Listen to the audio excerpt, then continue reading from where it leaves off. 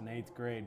I chased him down. When you say chase down, he ran you over and you held on and ended no. up tripping him up from behind. And You know, I vividly remember this, actually, that he had a little back out. He was a running back. He caught the ball. I'm running and chasing the wide receiver, and I turned around. I chased him down. I totally horse-collared tackled him. I mean, Which was legal. Back then it was. I grabbed him in the horse collar and just held on. I think he dragged me for 5 yards, but I pulled him down. Vivid memory there, Hillside versus Fairmont. Well, as far as the game goes here, ladies and gentlemen, it has been a rout. It has been all West Mustangs winning this city championship. They have been dominant from the kickoff, and right now they're threatening with 4:15 to go left in the fourth quarter, threatening to put more points up on the board. This is not unusual for West. They have been dominant all year long. River Glen, they are the #2 team, so they have had some success all year long. They just haven't had success against West, but nobody has. And that's a compliment to Coach Hickey and Coach Dennis down there on the West sideline. And you know what? It's also a compliment to the leadership shown by Principal Janet Cherry. Principal Janet Cherry. How nice of you.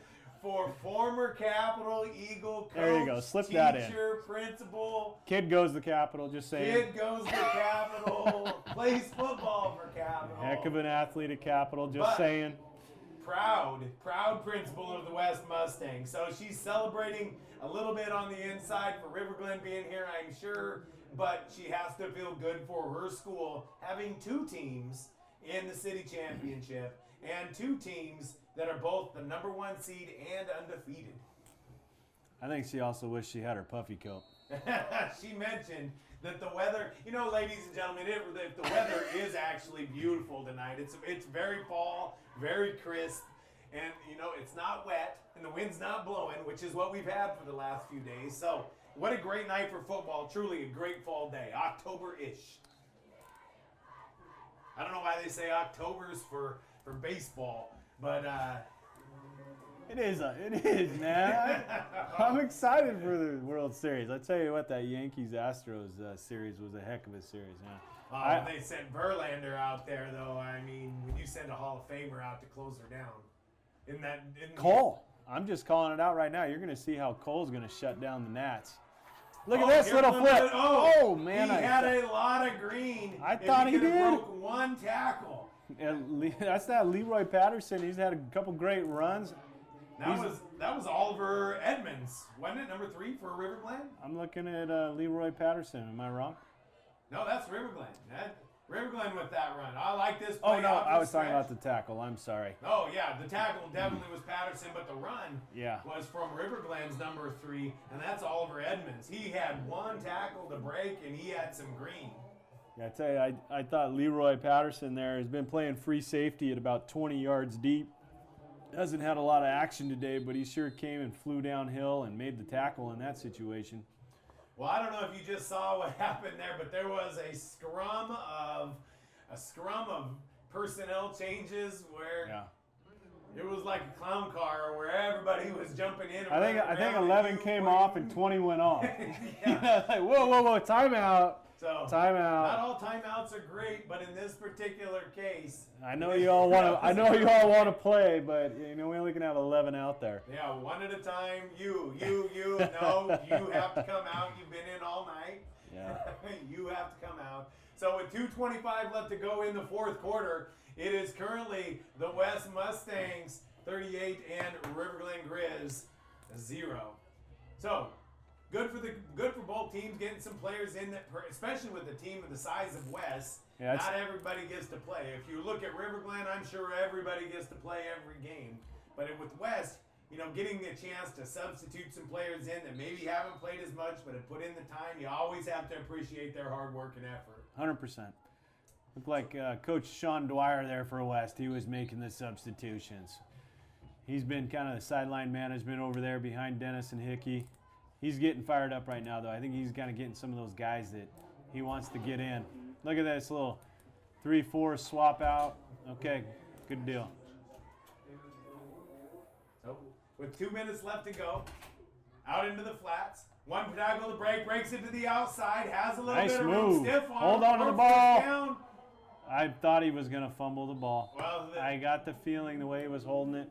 Did we get it back? We did. got it back. I saw the sandbag fly in, beanbag, whatever you want to call it. He was running so hard and pushing guys out of the way. Forgot he had the ball in his hand when he was running over guys. Saw it come out. Here we got a little momentum for the River Glen Grizzlies. See if they can put something on the board here with 1 minute, 40 seconds left. And back out to the flats they go. One tackle to break, and there they go. And oh, come on, make a move! Yeah! Hey, no flags!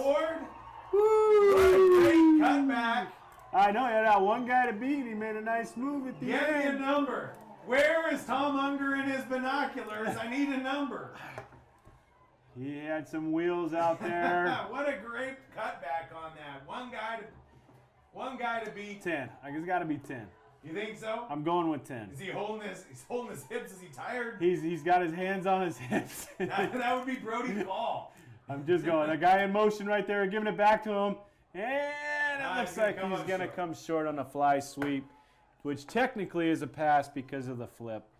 But at least to say that they got on the board is a positive thing here at the end with a minute 20 to go. Well, it is minute 26 indeed, and the River Glen finally shows a little bit of life right there. Hey, Wes can't say they shut him out. Wes can't say they shut him out. And you know what? That was actually a great play call. Flipped it out, broke a tackle, and then broke it to the outside and outran a guy, and then had one guy to beat with a great cross up and cut to the middle, and he was gone after that. That's so right.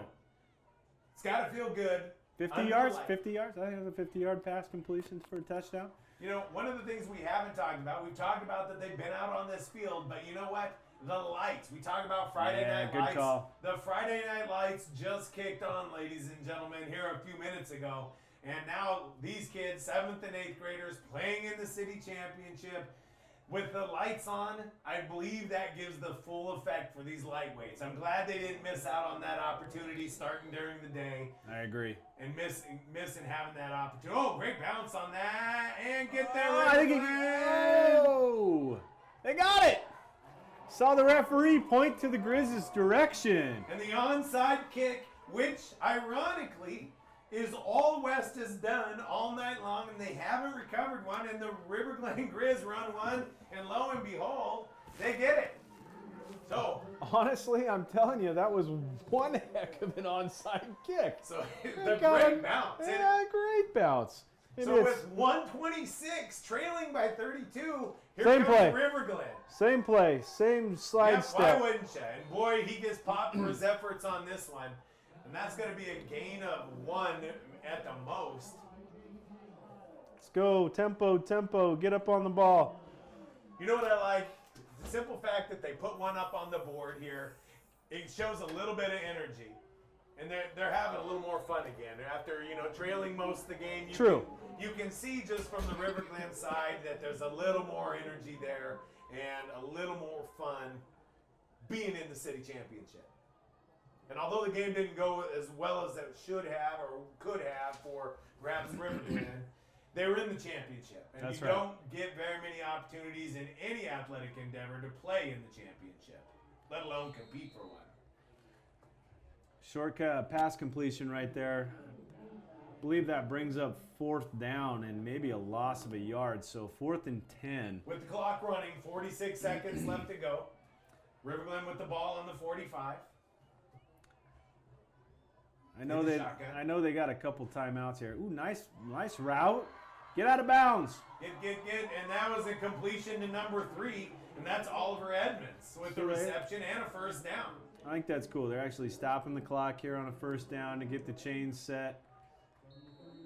Now they call the timeout, it looks like. So I was just going to comment on that. Do you call the timeout in this situation? And absolutely. Absolutely. Down 38-6, but man, this is the opportunity to get these kids out here in this type of situation, to learn from this type of situation. You practice these types of things, 2-minute drill.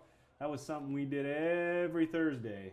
Every Thursday, 2-minute drill. If this was college or pros, I'd absolutely say, hey, don't burn the timeout, run the play. But this is junior high school. I don't know when they're going to be back, if they'll ever be back into a championship game. I didn't say that they should. Yeah, I'm saying you get as many reps as you give these kids as many seconds as possible. So I love that Coach Simmons called that play. I do too. There's an opportunity here under the lights. Pretty cool. So with 30 seconds left, after the timeout, back out to the flats. Get out of bounds. Make some move. Get out of bounds. Rick running, and he might be able to get one guy. Oh, he got it! He got it! And so the timeout pays off. Woo! I'm not going to say it's a comeback. Don't call it a comeback because it's not. But the River Glen Grizzlies, in the last minute, and they've had 32 minutes to put points on the board, and they've chosen the last two to start ringing them up. That's right. I was trying to do the math there. 8, 10. Well, I'm an English guy. You're a science guy. You should be better at the math than I. What? This is such short quarters. I was like, what? That's it? So here we go. Clock stop. 20 seconds. And River Glen. Oh, a little bit of fade. And he caught it. Pass. So what could have been is it happening in the last 2 minutes for River Glen. And I'll tell you what, West better get ready for the onside. River Glen connected on the last one. Brody Call. I wonder if he's related to Tyler Call. I had Tyler in class. Nice tall kid. You know, I'm looking down both rosters here, and there are a lot of names that looking at names, right? That are traditional capital names that. You know, I want to say yes, but you just assume. And you know what? I'm guessing there's some from the Bora line side here, too, that we've called. We've called some of those Bora lines. Yeah, Neff. I know they have a wide receiver from There's Bora. a McSherry on here. That's another Bora name. Pruitt. Yeah. Fife. Didn't Fife go to the league as a pitcher? He was a baseball player. Yeah, didn't he make it to the league? He was playing for wasn't he Dodgers? Yeah, I think he was a Dodger. Yeah. So that was a while he ago, was an too. October guy. Somehow, some way. Yeah. Somehow, some way they're related. Yeah, somehow. Uncle, cousin, nephew. Off in the background, we're seeing the old gold jerseys over there, the yellow Fairmont. Getting excited. Oh, did it go? They went 10 yards. It did go. No. It went 10 yards. Coach Simmons argue. Ask the other sideline judge. I agree. He waited. He waited for it. He waited for it. I don't need the binoculars for this one. He waited. All it is it takes one call from the ref to ruin your day. Oh, what? You can't block? Can't block, I guess, huh? I don't know. Well, that's how we run onside. Go down there and hit somebody.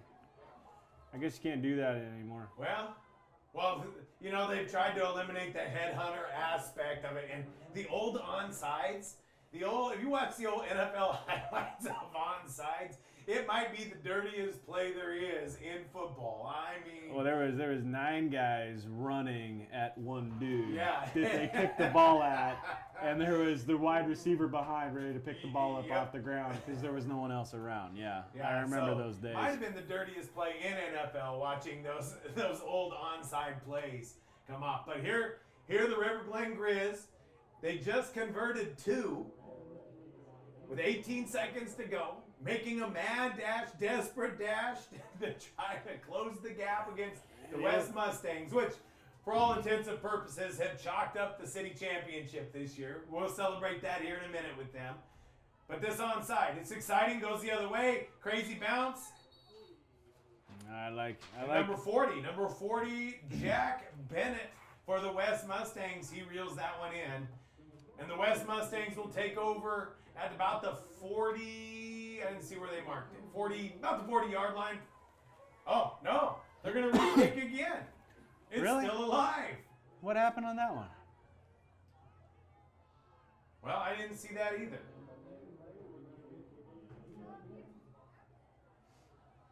It is a little silly, but You don't have to wait 10 yards to go after it, do you? Oh, a little toe punch action. Go get it. Go get it. Faster. We've got a Come on, 25. We've got a burner. 25. I was rooting for you, buddy. Who is that? Wadsworth. Titus Wadsworth. Wadsworth, buddy. We're gonna get you out on the track. He had a chance. Man, he was running hard. Who saved that? I missed it for West. He was the only guy that had a shot at it. Maybe 3 again. I can't remember. I couldn't quite see who was running after it, but man.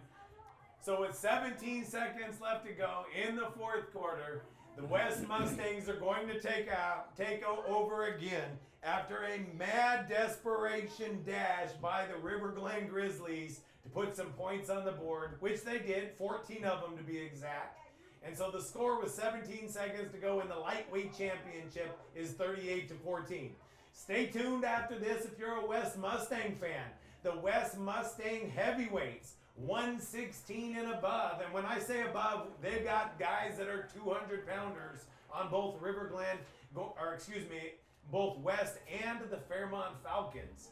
So stay tuned if you guys want to catch the heavyweight city championship as well. But right now, it is all West Mustangs with 17 seconds to go. We'll see what, in normal scenarios, I'd say victory formation. But again, I'm going to go back to my own advice or my own opinion. Run a play. Put somebody in there that hasn't run and let them run a play. Yeah, I was just looking at who the quarterback was, 39. 21. 21 is in that. Oh, no, under center. You're right, 39. And that is somebody that does not have another West number. I was looking myself. See who he hands it off to. Give it to a guy that hasn't had a lot of carries this year. I see Diego Lopez in the backfield, right 24, behind the quarterback. 24, to the left. Here we go, under snap. Uh-oh. And it's keeper, it's a fumble. I think that River Glen got it. Yeah, River Glen did get it. And with 13 seconds left to go. I'm not going to say there's life because the score is 38-14.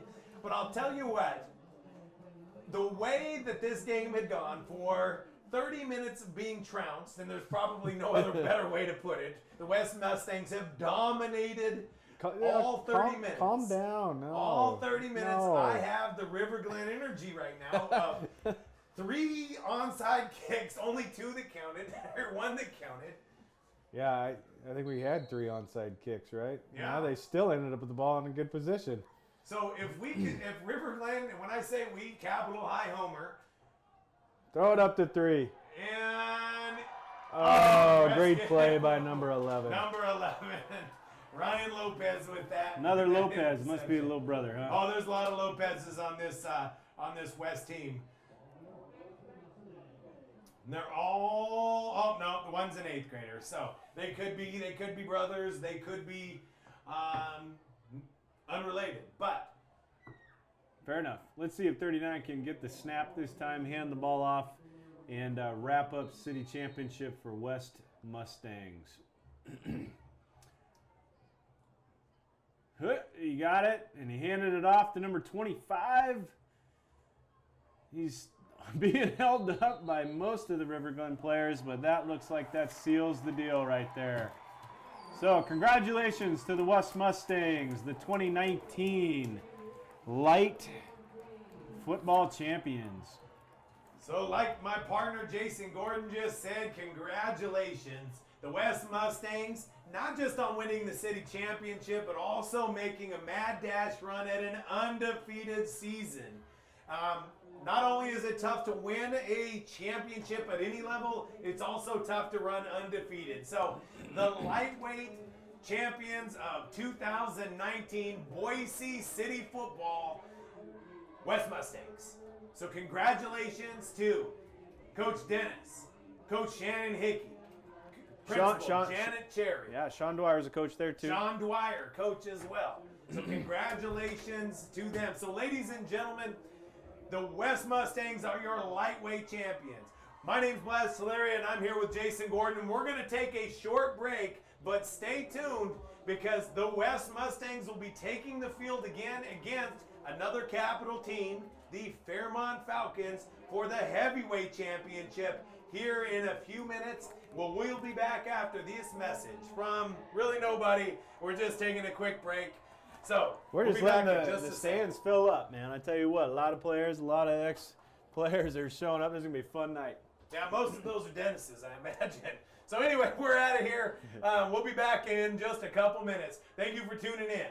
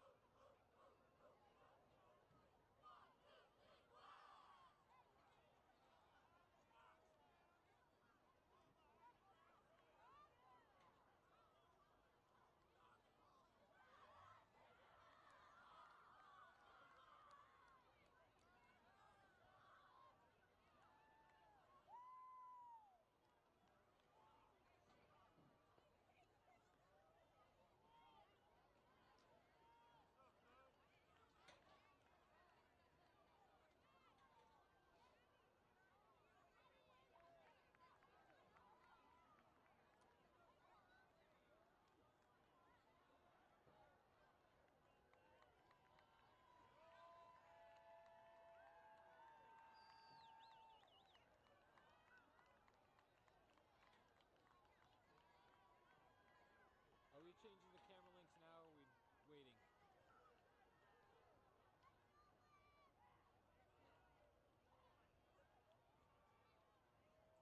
Alright.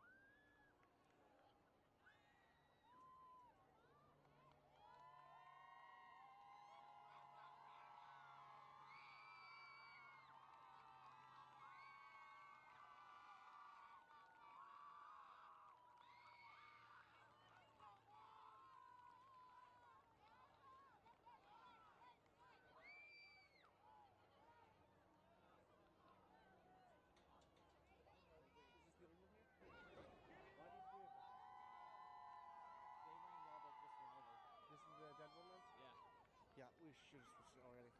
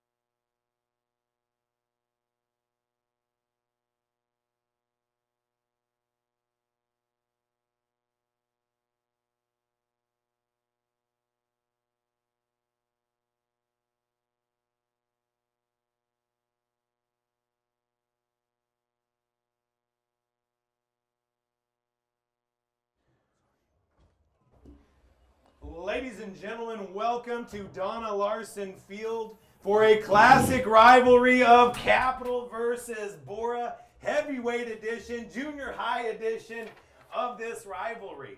Capital and Bora, a rivalry that again goes back to 1965 when Capital came onto the block, and Capital and Bora have been knocking heads since. So here we are tonight in the junior high edition of the Fairmont Falcons versus the West Mustangs in a #1 8-0 West Mustangs versus a 7-1 Fairmont Falcon team. My name's Blas Teleria, and we're here with Jason Gordon tonight.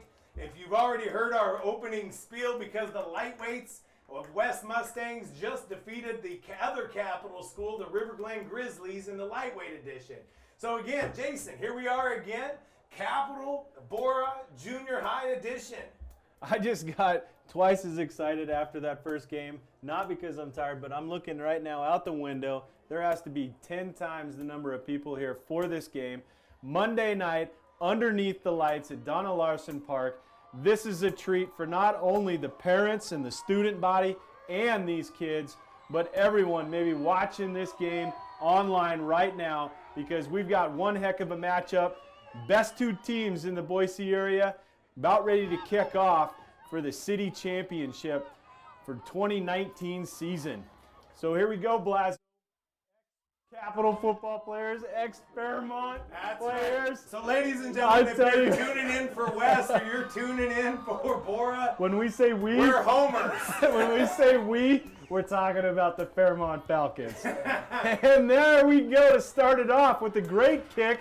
Are they going to let it go? He touched it. He's got to pick it up. So here he goes. He's got a little bit of speed, though. And somehow, some way, he's got to get past the kicker. But he got a 40-yard return on what looked like was going to be disastrous, but somehow turned it around. Well, I assume Fairmont won the toss. Fairmont Falcons wearing the gold and blue. The Judas Priest, get your team straight here. The West Mustangs have been calling them all night, wearing the green and white. So for the first series of this game, West going west to east on a beautiful night under the lights. Again, this is Monday Night Football. Monday Night Football here in Boise Valley. I imagine these people could be home watching Tom Brady and the Patriots, but no, they're out here tonight watching the West Mustangs and the Fairmont Falcons. Well, I hope that they know someone, if it's a nephew or whoever it might be, that's actually playing out there today and never don't get a chance to watch them very much. The film crew that we have for KCHS at Capitol High School is unbelievable, and the cameras and the high definition that they're able to pull off. This is probably as good of a view as you're going to get, even if you were at the game at eye level. Here you are with a bird's eye view. So West Mustangs started off running the ball hard. You could tell already, Blas, how much bigger and faster these guys are than the last game. There is no doubt. If you're unaware of how the Boise School District breaks it up, 7th and 8th graders, they actually play together, but they divide the teams by weight. So if you weigh 116 pounds and up, you are a heavyweight. Everybody else is a lightweight. Ooh, I love it. Who is that? Number 78? Yeah. I know he didn't make the play right there. I'm going to give him some props. Let me get in my eyes on him. Okay, 78 for the Falcons. Oh my gosh, who made up the thing here? We aren't even in order. 78, 78, 78. Ezra Dale. Ooh, Ezra. Ezra is our main player, it looks like, who puts his hand in the dirt, or in this case, the turf. He looks like he's mean and ready to play today. He put his hand down. He's playing at that DN position closest to us here from where the camera angle is. And he came off the ball, fired off, drove his player back 5 yards, and he turned that play inside, and he almost made the play himself with two blockers trying to hit him. So I'm going to be watching number 78 here. I'm going to be saying his name quite a bit. Well, Jason, I looked this score up, and I was at this game when they first played, and West routed them score-wise, but the game was much closer. It was only a two-score game deep into the fourth quarter, where Fairmont had to go for it deep into their own territory and ended up turning it over on downs, and ended up West, transitioning that turnover into points. So the game was much closer. But Fairmont's D has been stiff all year long. They've got a nice defense. Interesting setup here on the defense. We got 5 linemen, and it looks like they're trying to take advantage of the speed that they have on the outside, because those 5 defensive linemen, they got their hand in the ground and they're coming off firing on, taking on a blocker, but they just don't have that outside pursuit right now, and they're going to have to make an adjustment, because it looks like the West Mustangs are trying to exploit that right now with their speed that they have with their tailback. That's number 81, Javon Nelson for West. That's who they're looking to get the ball to right now. There we go, 78. Come on, you're almost there. And that's 3 plays in a row that they've given it to Javon Nelson. Yeah, he's definitely one of their gamers. You can tell he's got the speed.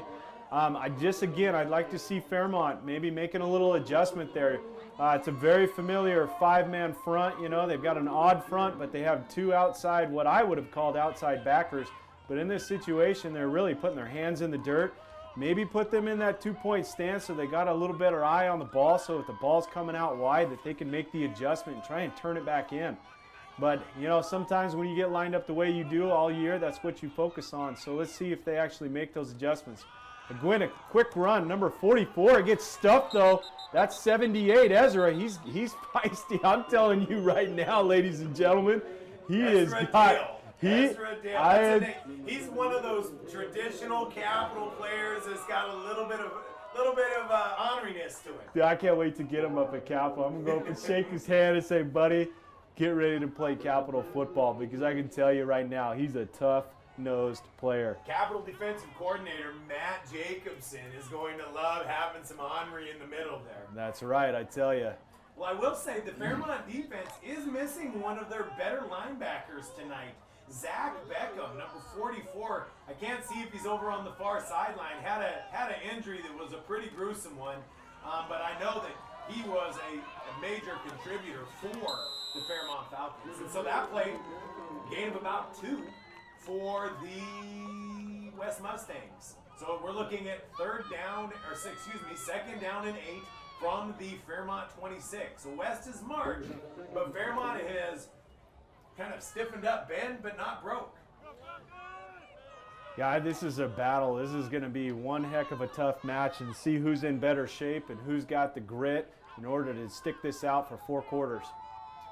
Here we go, Mustangs under a little screen pass out to number 28 for the West Mustangs, and Fairmont is all over that. Tanner Sitzer had nowhere to go on that one. As the Fairmont Capital, I guess I can say Capital D. They're a Fairmont feeder school, or Capital feeder school. Fairmont. I gotta make fun of you for saying it. They're rolling in. That was Ezra again. I'm telling you, number 78. Oh, flags too. I like it. Yeah, I saw that. I saw that a little bit.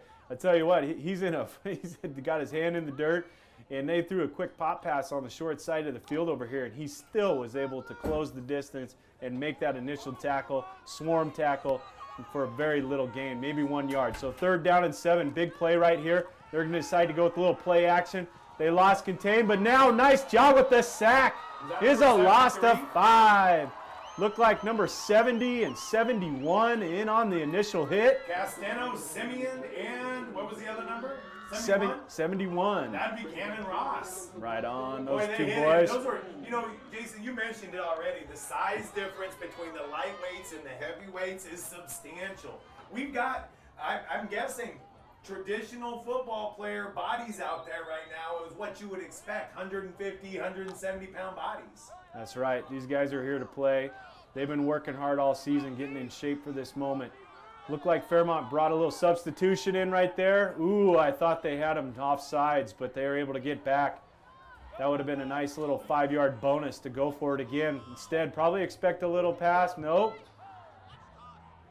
I don't know. It's delay a game there, buddy. You waited long enough.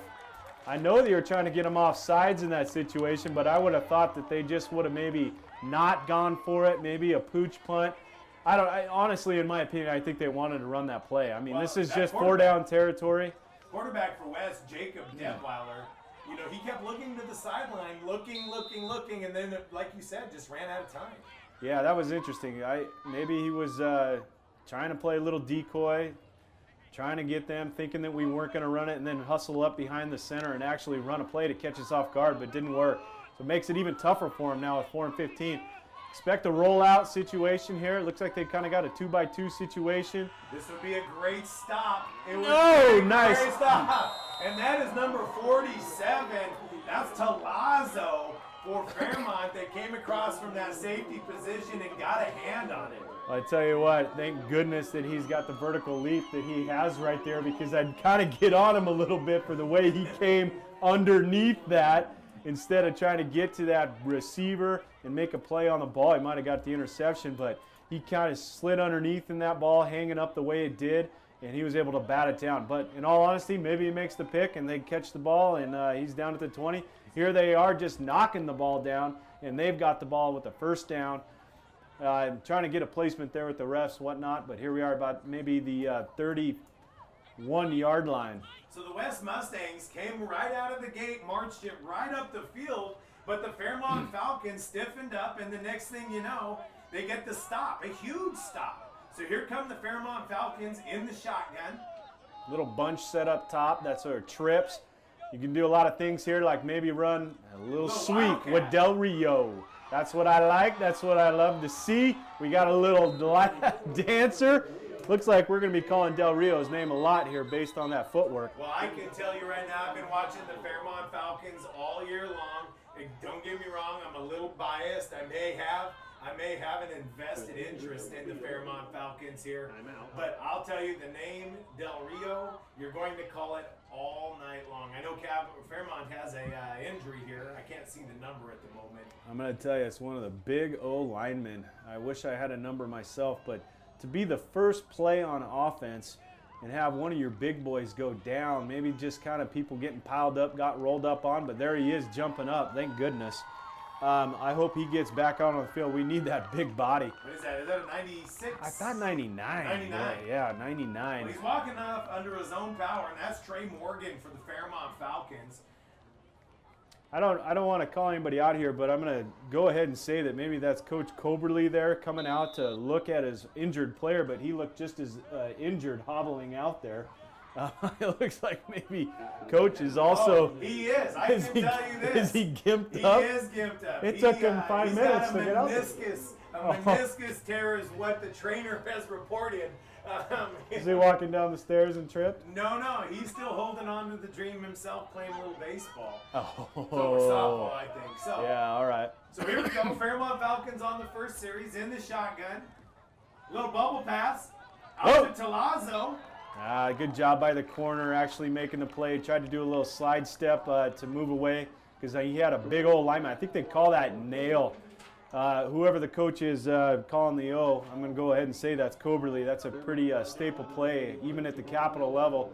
Quick pop pass, but believe it or not, the offensive tackle leaves any pass block responsibilities and hauls butt to try and chip whoever's out there next to the receiver. Again, we call that nail, and obviously for the reason that offensive tackle is really the hammer, and that poor little corner is the nail. But he did a good job getting up there quick enough to make that play. Well, I can tell you that the Fairmont Falcons worked on getting the ball out on those quick pop passes all week long to try to take advantage of it. But we got room here. Let's go. Stay outside. I got a holding call. That's too bad because it looks like Talazzo's going to go the distance. I don't know about that, I tell you. They were quick to throw that in the scrum of everything. That's a sweep. Had nothing to do with the play.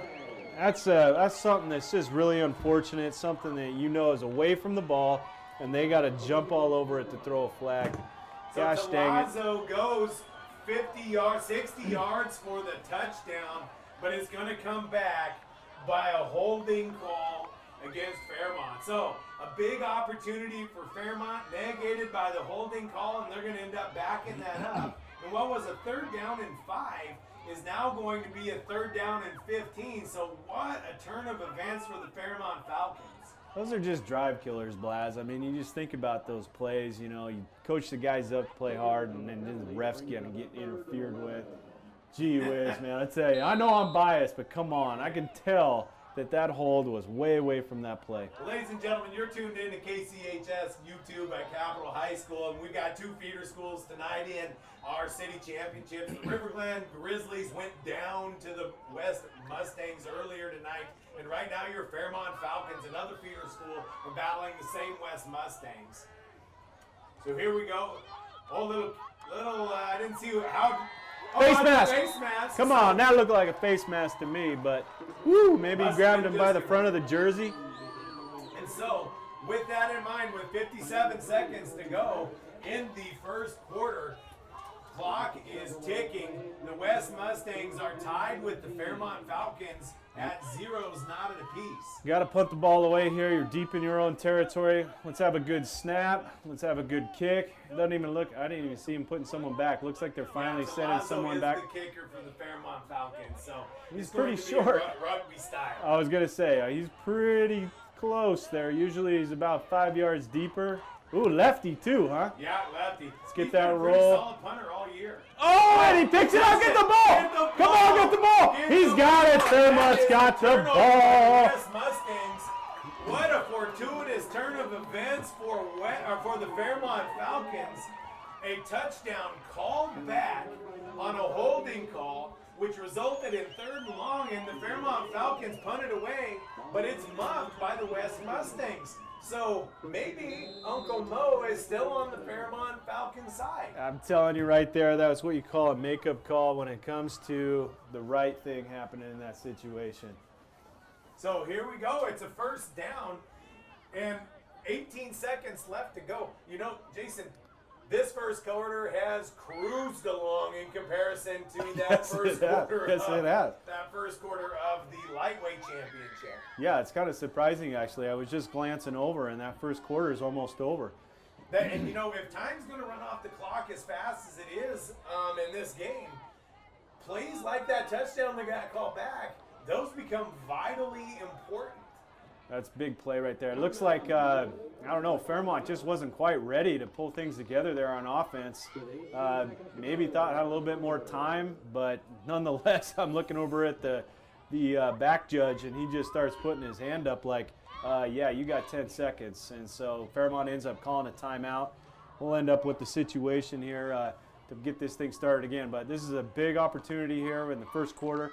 Fairmont needs to get that momentum going because it's in their favor right now. They just need to put that ball in the end zone, and all of a sudden you're going to see how much of a struggle it's going to be for West to get back in this game. Because my feeling right now, I don't know about you, Blas, but Fairmont looks like they're ready to play. Yeah, the Fairmont Falcons, a traditional Capital school, blue collar, gritty, get down with it, a lot of physicality about them. And you know what? We're biased anyway. We're Capital High people. We're Fairmont Falcon people. I'll give West maybe 5 or 6 compliments. 5 or 6. Like, I'll say good catch, good throw. That was a good block. They are the #1 team undefeated. But I got my partner here. He's making little tally marks every time to keep me in check. So here we go. Fairmont tries to give it back to. Yeah, is that Del Rio? Del Rio again. He's trying to outrun. All night long. Del Rio is a stud for the Fairmont Falcons. He's little brother of Capital corner and wide receiver Justice Del Rio. So we're going to call his name all night long because he's an absolute stud on both sides of the ball for the Fairmont Falcons. Well, that's the end of the first quarter, it looks like. And just kind of with that few minutes that we have, just kind of coaching opportunity here for some of the young players maybe watching the game back home. You know, I know that Del Rio is a great athlete. I know that he's maybe a little bit faster than some of the other players on the field. But you also got to know when you got to stick your foot in the ground and get vertical. That was just kind of an example where maybe someone at home, too, was thinking the same thing.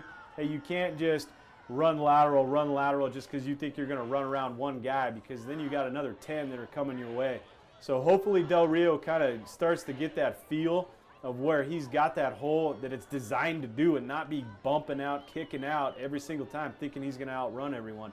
So Del Rio hopefully can kind of get zeroed in, but maybe more along the conversation is that maybe West Junior High is kind of putting up a fight on the line of scrimmage, and the O-line for Fairmont is going to have to open up some holes for him.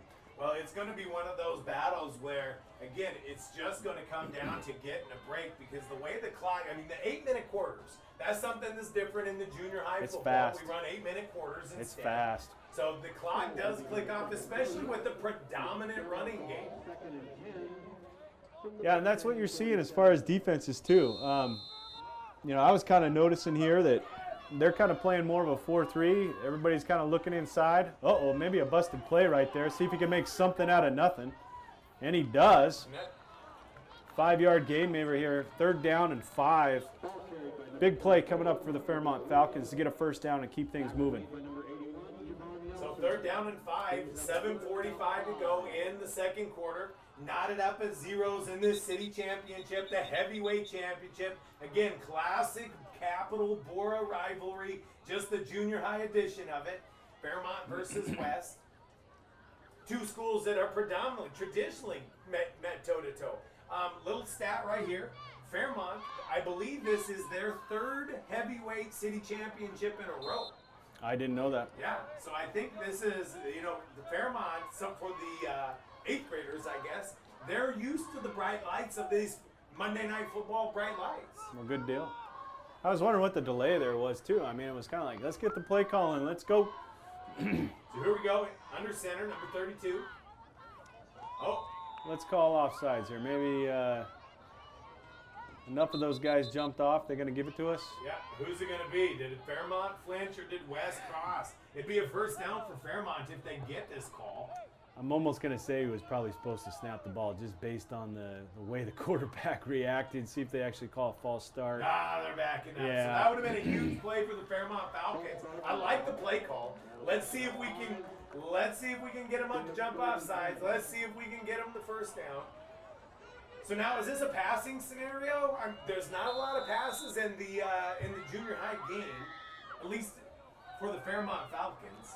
And you know, Jason, I gotta admit, I'm not only biased about the Capital and Fairmont, but number 32, he's a Tularia. Yeah, I'm looking at him right now, running back. Let's see what happens here. Obviously looking for number 24, but I don't see him. That's going to lead the way there. Big boy running the ball.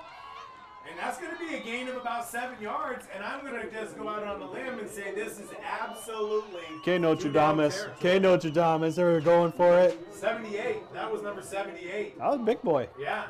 Ezra Dale. That's Ezra Dale for you right there. That's Jason. my big boy. Give him the ball. He's So a 4th down and looks like a short 4 long, or excuse me, a short 5, maybe a long 4 there. 6:21 to go. Knotted at zeros.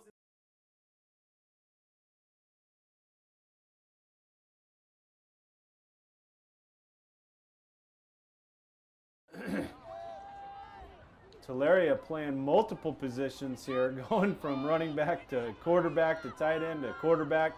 Here he is, a direct snap to Dale. Oh boy. Get there. He made up a couple yards, but not enough. And so the West Mustangs came up with a huge stop where Fairmont busted a huge run for a touchdown. Got called back on a holding. Fairmont punts it away. West muffs it. Capital threatens to score, but the West Mustangs, the number 1 team, they hold, their defense holds, and with 5:55, they're going to get the ball back for the first time. Yeah, I know that. Second time. Yeah, that play was designed, you know, to be basically kind of a speed option that had no option. It was just toss, really. But it was a direct snap to the tailback, and he just took off running, but he was cut off, so he tried to make something out of nothing. I just saw Ezra pull himself out of the game there, too. Might be a little winded. So his substitute's in right now. See if he can hold his own right now with the West Mustangs. But a big run right on first down. Gain of 8 yards. And that's number 81.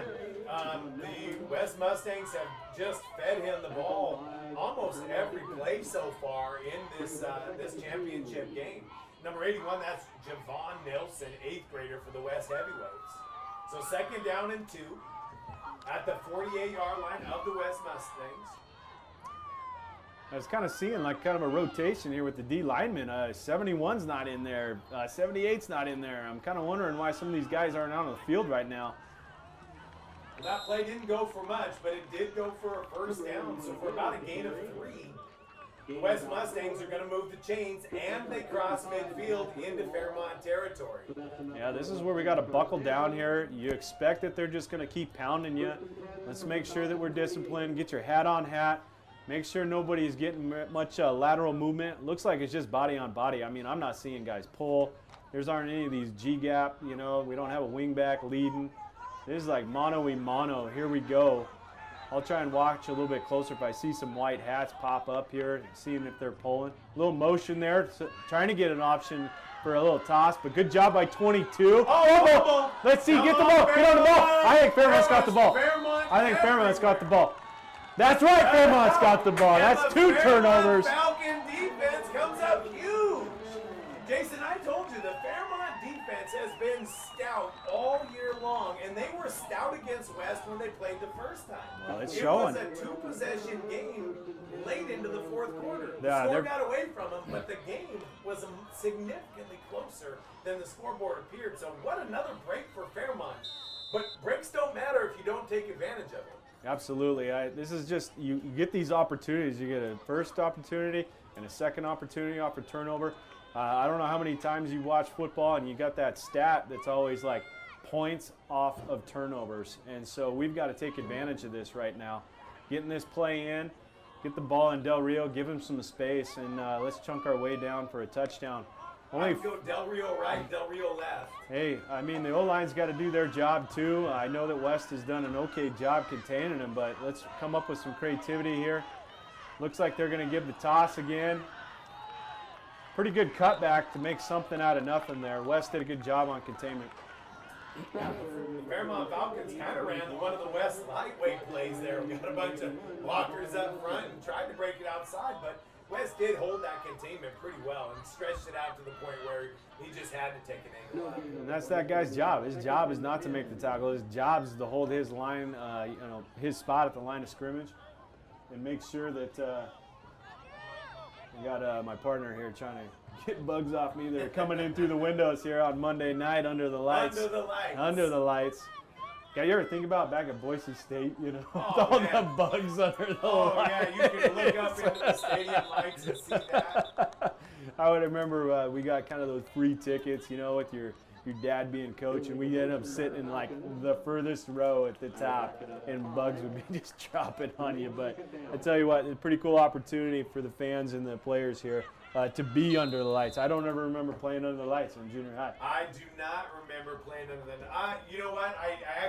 We did play the city championship in 9th grade. Where'd you play it at? At West, over at Bora at Weigel Field. On the baseball field? On the Get baseball, out of here. On the baseball. Get out of field. here that Yes, you played on the indeed. baseball field. Yeah. Woo! No Under wonder. the lights. No wonder we always got those Fairmont bad versus hops. West. We got all those bad hops over there, man. It's because you guys were playing championships Yeah, on the dang heavyweights. baseball field. Heavyweights rolling across a broken play right there. The toss didn't get to where it needed to be. Yeah, Fairmont's going the wrong direction here. It looks like 3rd down and maybe 15 yards to go. They're trying to stick to that running game. They're trying to throw a toss here and a toss there, but you know, when you commit to a toss, you should have the numbers over there to try and seal the edge. And every time we throw a toss, it seems like he sees the wall and he's just trying to get vertical up the field to gain a couple yards. So I couldn't tell whether they were trying to get it right up the middle or trying to get that toss, because the quarterback, that was Isaiah Tulare, he ended up holding on to it and tried to get it to Del Rio. But whatever the play was, Coach Goberly for the Fairmont Falcons didn't like it, so swap the quarterback real quick, and in comes Dennis. Another Dennis, one played for the West Lightweights, and now there's another Dennis playing for the Fairmont Falcons. yeah, is he number 40? He is number 40. That's Okay, Ben so- Dennis for Well, here they the are. Fairmont Falcons. He's going to throw a play. Little pop pass. Tried to throw it to Del Rio. He got popped for his efforts, but it would have been significantly short if it would have been complete.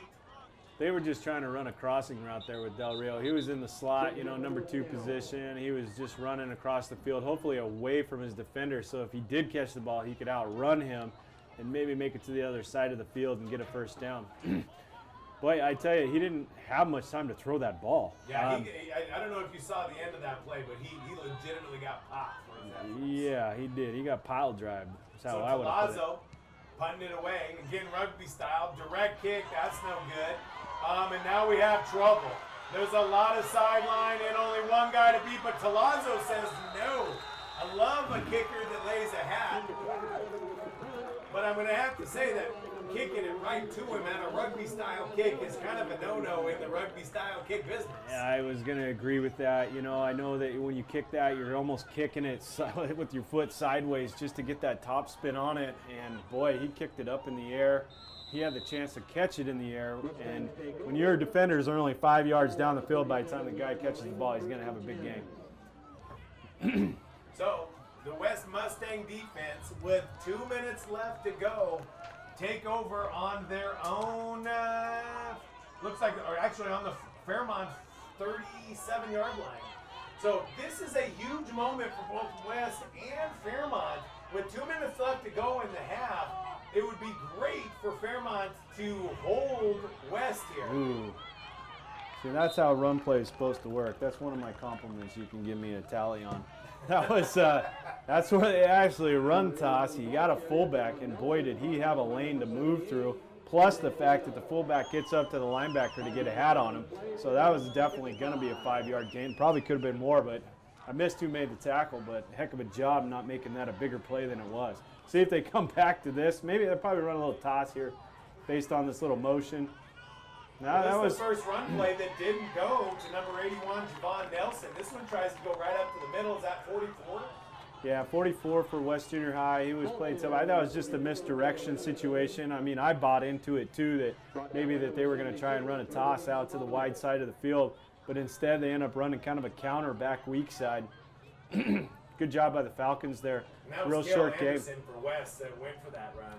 Yeah, I don't know if they even gained a yard on that. So absolutely big play here on the short field after the big return on the punt. Third down. This time they do go with that fly sweeper, almost that Y toss. Oh, nice tackle. That was number 78, Ezra. That's my boy.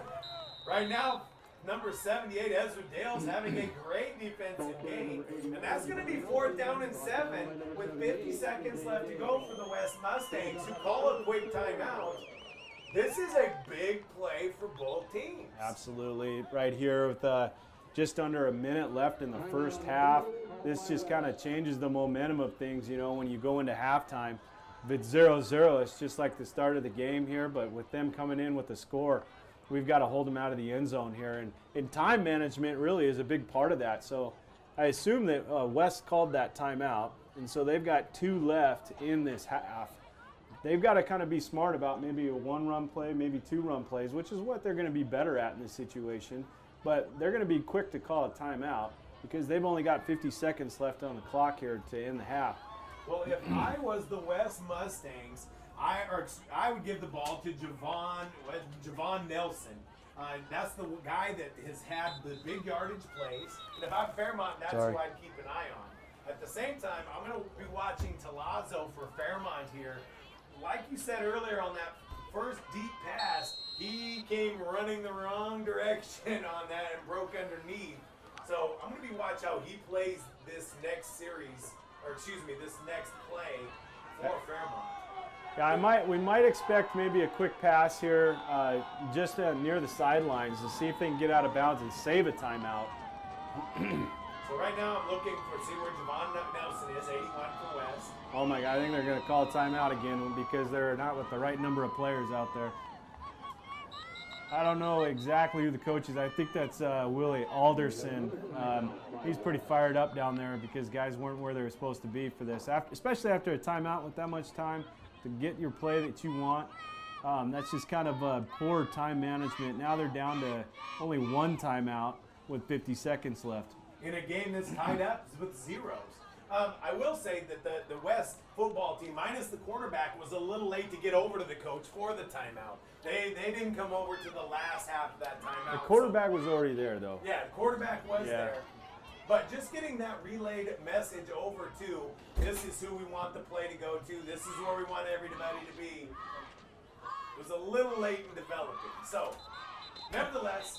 Yeah, I don't mean to be too hard on, but I am. Just because it's West. But nonetheless, you know, it's just, you know, you got young players here and obviously in a really really cool environment. You know, obviously they're amped up. So are their nerves. So Here we here, go. Huge play. looks like they've got same formation. Looks like they're going to run kind of a reverse here. And they have See if Del Rio can make the play. Del Oh, Rio had an my. opportunity to make a huge play, and he just overestimated his angle. Sorry, And Del missed. Rio. Sorry, Del Rio. We call this tamp. So when you're coming and flying like that, you got two options. You fly at his ankles and you chop him to get him down, or you got to break down so that he can't make a move on you. But unfortunately, that's exactly what happened, and he whiffed. Yeah, huge first down. Little fade into the corner for a he got it. touchdown. Oh, my. Swing of events here at Donna Larson Park. And that is number 28, Tanner Sitzer, that comes up with the touchdown. Run, and a bomb deep into the corner, or into the corner of the end zone for the West Mustangs. I tell you, the corner for Fairmont, number 22, Jace Dutton, he saw it, he stepped up, and he just saw that fade going over, and he just Don't get me couldn't started. quite Don't recover. get me started on corners. Set. I tell you, it's one of the hardest things to do, and I tell you, the hardest thing that's going to happen right now is you got to flush it. You This got to get two-point over it. conversion is huge. And he's going to outrun And him. he's going to outrun it.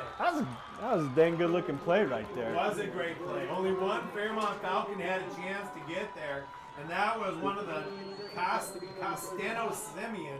34? Had a chance. 73. He was the only guy that Yeah, really had a chance to get there early. I think it was 34. Man alive, a game that was tied up at zeros, and a huge offensive play by the West Mustangs. And they're the ones to draw first blood in this heavyweight championship between two rivals, Capital and Bora Junior High version, West and Fairmont. So 29 seconds left to go in the half, and the West Mustangs lead the Fairmont Falcons 8-0. So if you're West, what are you telling your special teams right now about not giving up a play? Well, first of all, it's kick the ball on the ground. Call it the squib, call it whatever. Let's give an opportunity for that ball to bounce about 50 times before someone picks it up. You can tell right now between the players right now, they're not very deep. They've kind of more or less just kind of got their hands teams out there. They're just trying to make sure that this ball is picked up cleanly and not given a chance for West to get it and maybe throw up the ball one more time before the half. But expect this ball to get squibbed right here and just get on it. Well, the lightweight's on-sided at every play. I'm noticing how the football is even on the ground. You see this? Yeah. It's just laying They're sideways. just going to go ahead and do it. And that's their way of kicking right at a guy. And I didn't see who got it, but he lost it for a hot minute, and then he got it back. Number 48, 49. I would have gone with 49, but I tell you what, number 49, let it go Anthony through. Lee. Let it go through, Lee. You're one of the big boys down there, and the ball's coming in hot like that. That's what the other 5 guys behind you are for, just so it doesn't go off your shin and back at the West players. So learning opportunity there, though. Luckily, it came out in our favor where we got on the football.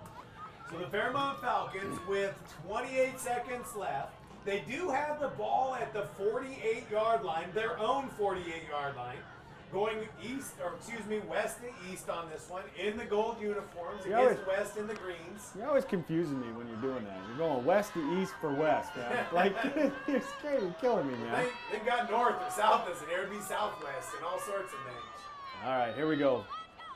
So here we go.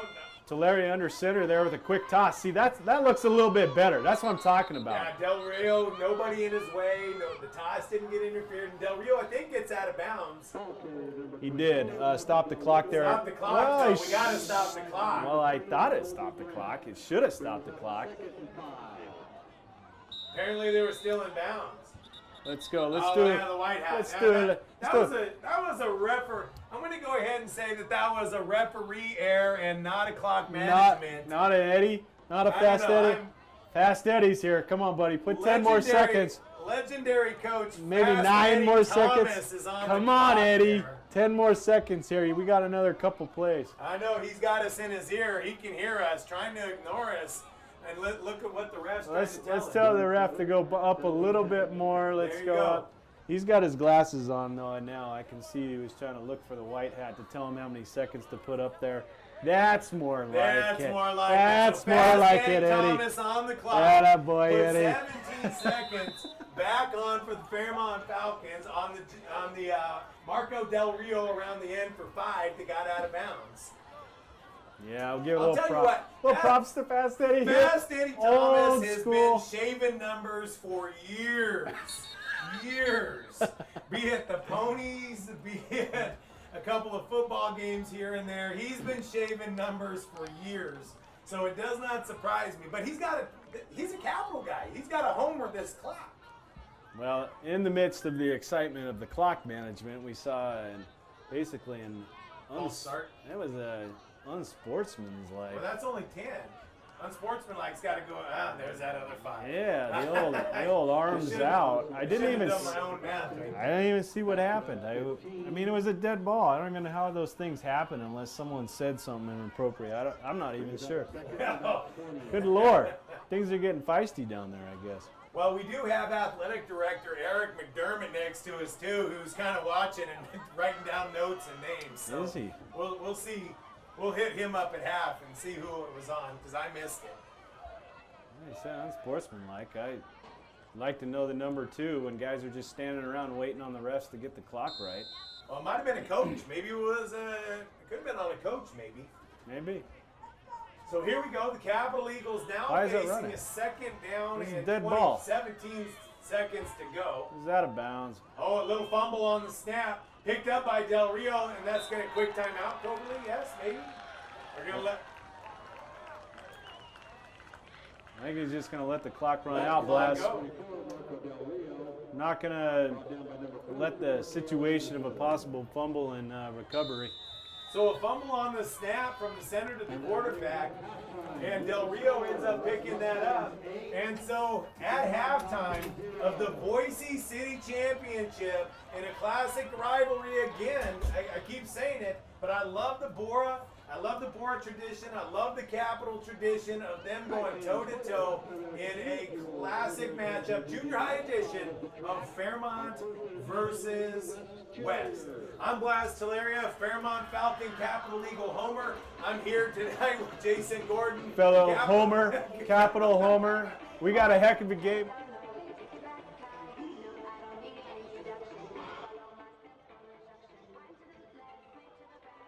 We'll have a little entertainment here from the cheerleaders and other people that are part of Fairmont West Junior High's. Real quick before we tune out, Fairmont. It is a cold night. It is a cold night. I'm just throwing this out. It's a cold night. Fairmont's going to go ahead and go back to the locker room. A little warmer out there, but West is choosing to stay out. 10 minutes of cooling off. I don't know if I like that for the West I just don't know if Mustangs. they are used to this. Oh, there we go. I was going to say they got. Do we get to go to the locker room? You want to coach? Can we? Okay. Yeah. The West Mustangs, now they got a little hustle to them.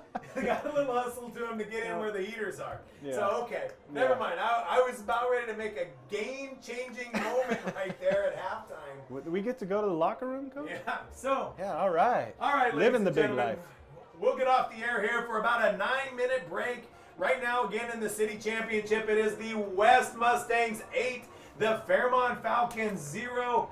We'll come back for this city championship in roughly about 9 minutes. Thank you for tuning in to KCHS YouTube.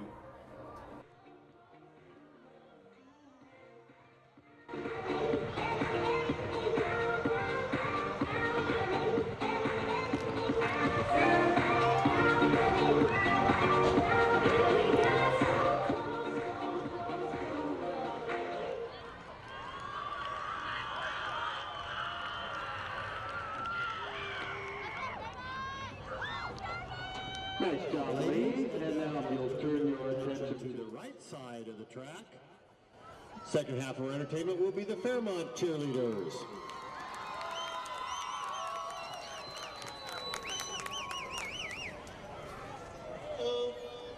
Me say boom boom boom, no everybody say well. Me say boom boom boom, no let me hear you say well. Me say boom boom boom, no everybody say well.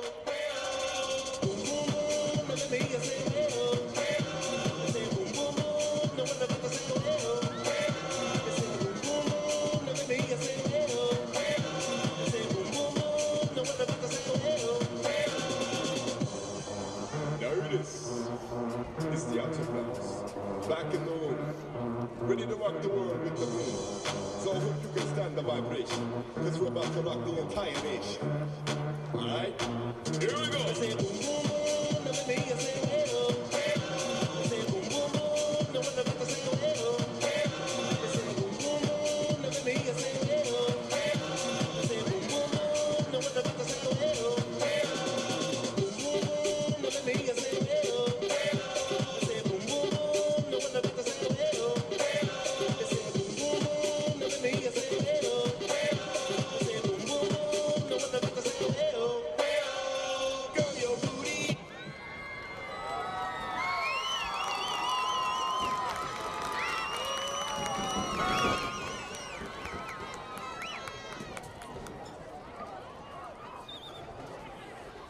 Nice job, both squads. A reminder to the fans that the concession stand will close shortly after halftime. So if you need those snacks or drinks, you need to go get them now before the concession stand closes.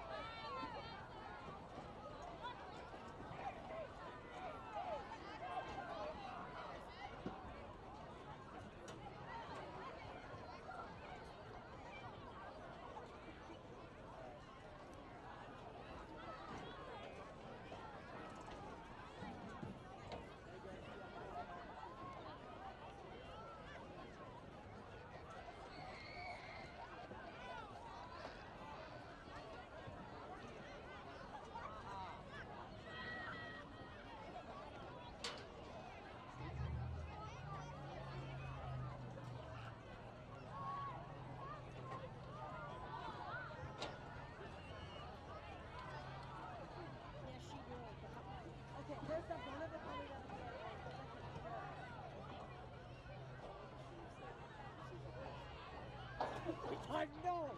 No!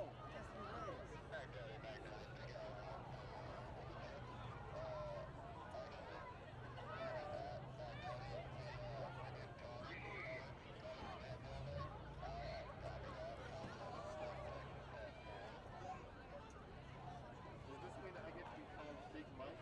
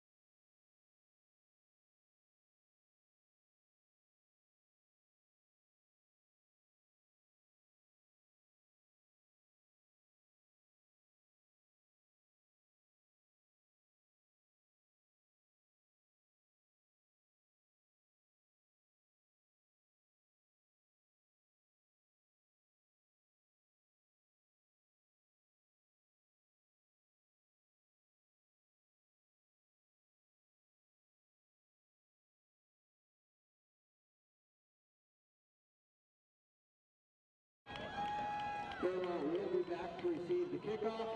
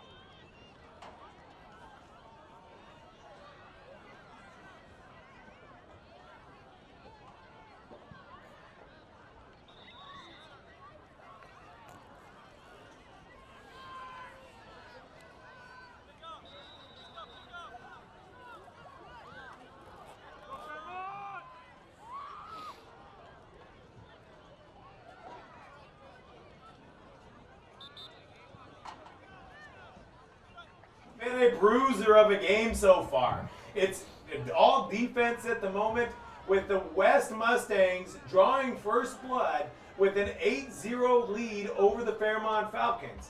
Now, Fairmont did defer to the second half, so they will get the ball back. So we'll see what sort of adjustments Coach Coberly makes for the Fairmont Falcons here.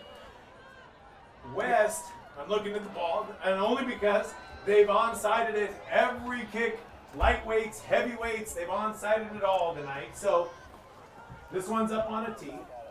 But it is the beginning of the third quarter of the West City Championship. I was just talking with a number of people out in the stands here, talking about the rivalry of Capital and Bora and how that sort of rivalry starts at the junior high level against traditional teams. So here we go. I won't say that it was an onside, but it didn't go much further than an onside. But Fairmont will take over at the 43. Yeah, good snag by number 22 there. Pretty impressed, honestly. I probably would have let it go and by me, gone and find someone to block, and then let the real skill guys maybe gain a few more yards on that instead of just jumping on it. But hey, maybe they see the film on this in the future and kind of learn from that experience. Now, Blaz, I tell you what, Fairmont's got to get the offense going here and change something up. I'm already seeing something quite a bit different. They got number big 73 way out as a wide receiver. I'm going to go ahead and say that that's not his normal position, but we've got quads. That's the second time tonight we've actually said quads. Really? We got a false start on that, huh? Did you see it? I didn't see it. I didn't see it myself. I mean, that was just kind of a big indicator there when you put four bodies down there that they're probably going to get the chance to throw it. I don't like that play so much on the short side of the field, though, Blaz. You know, a little extra room. Yeah, I'm just with you when you're on the hash like that. It's still got a lot of West defenders, no matter what you do. I'd really kind of, and I don't like the fact that they're in the same formation here, unless they take the ball and run it to the wide side of the field, and that's something that they do. Are you kidding me? They called false start again? I didn't even see it that time, Blaz. Well, I'll tell you what, quarterback looks like. Is that number 77? 70. I can't quite tell who's quarterback right now. 70. I thought it was 71. 71. So you could tell Gannon Ross, 71, was running at the quarterback position for Fairmont. He did not like the call. So what a bad start for Fairmont. Yeah. 2 false starts. And now to start the half, 7 seconds in, it's a 1st and 20. Yeah, tough scenario here. It looks like you weren't lying when you said they move guys around a lot. Yeah. That should have been another false start. They got guys shuffling around. Oh, boy. That is 3 false starts. And that was number 32, Isaiah Teleria, with the false start out of that wide receiver position there. So, yeah, that's 3 false starts in a row. So to start the second half, 1st and 25 for Fairmont, that's almost disastrous. It is in a way. I mean, we have to really come out with a really strong second half to make sure that we get back in the game. Well, I mean, basically at this point, 9 seconds into the half, you have to, for lack of better words, get a touchdown to even make this even viable at this point. So here we go. Ball's in Del Rio's hands. He gets wrapped up, breaks free though, and up the middle. And man, he's fighting for ground. I don't know how many yards he's going to end up with. But he earned every one of them. Boy, he runs hard, Blast. He does. Holy smokes. And he's wily. Make no mistake about it. Man, that's a gamer right there. That was one of the more impressive runs I've seen, just out of the fact of how fierce he was. Well, Gaining I hope every you yard get he the could. opportunity to watch him in the open field where it's a one-on-one, because he has no problem giving you a stiff arm right to the helmet and put you down and keep running. He's pretty fun to watch in the open field. I can't wait to watch him over the next 4 years, right? Yeah, for sure. So injured Fairmont Falcon got a chance to get helped off the field there. That means they got to bring in another offensive lineman, which I think that's the second one that I've seen go down in this game. And when you think about the big boys and really getting a run game established and losing a couple of those guys, that only kind of hurts. It's like getting a leg cut underneath from you. And so here we get lined up again. Let's see if we get a little quick toss out here. Oh, it's going to be another penalty. Should have been another penalty. But Del Rio making something out of nothing, and he does get the ball back to the line of scrimmage. That should have been the third false start out of 4. I think the ref just felt sorry for Fairmont right there and said, I can't throw it. Who was that on that It was one? on the far side. Guy. Wide receiver? No, it was Okay. running back. Oh, man. But they didn't call it. And Del Rio picks the snap up off of the ground. Well, and they gets need it to back to the line of scrimmage. see if they can get settled in here. 3rd down and a mile. 19 miles. 19 miles. Okay. 7:07 left to go in the third quarter. The Fairmont Falcons trailing the West Mustangs 8-0. Fairmont looking to the sideline. Coach Coverly calling the play in. You know what we need right now? Pop pass to the tight end. Little pop out to the tight end. Looking, and there's Ben Dennis going up over the top. And that's intercepted by Wes. I'm trying to get a number for you, but Wes intercepts it and runs that back to the 25-yard line. He had a guy running up the sideline, but Wes played that pretty well. Well, I think they knew that they were in a passing situation. You tell your corners and safeties, let's give another couple yards back so we don't get beat deep. Or they know where those sticks are. And so, not trying to put down Ben in that situation. I know he comes in maybe to be that quarterback to throw the ball, but he kind of left that one up there a little bit short. You kind of just got to huck it up, put it on the sideline over there for a jump ball, and he underthrew him quite a bit. So, unfortunate for the Falcons. Especially, too, when they have maybe a 20-yard return in that. And they've got a short field here sitting at the 26-yard line with the Mustangs. My guess, about ready to hand the ball off to number 81. Javon Nelson, absolutely. So we need, when I say we, I mean Fairmont. They need a huge punt from Talazzo here to give the Fairmont Falcons a little bit of breathing room.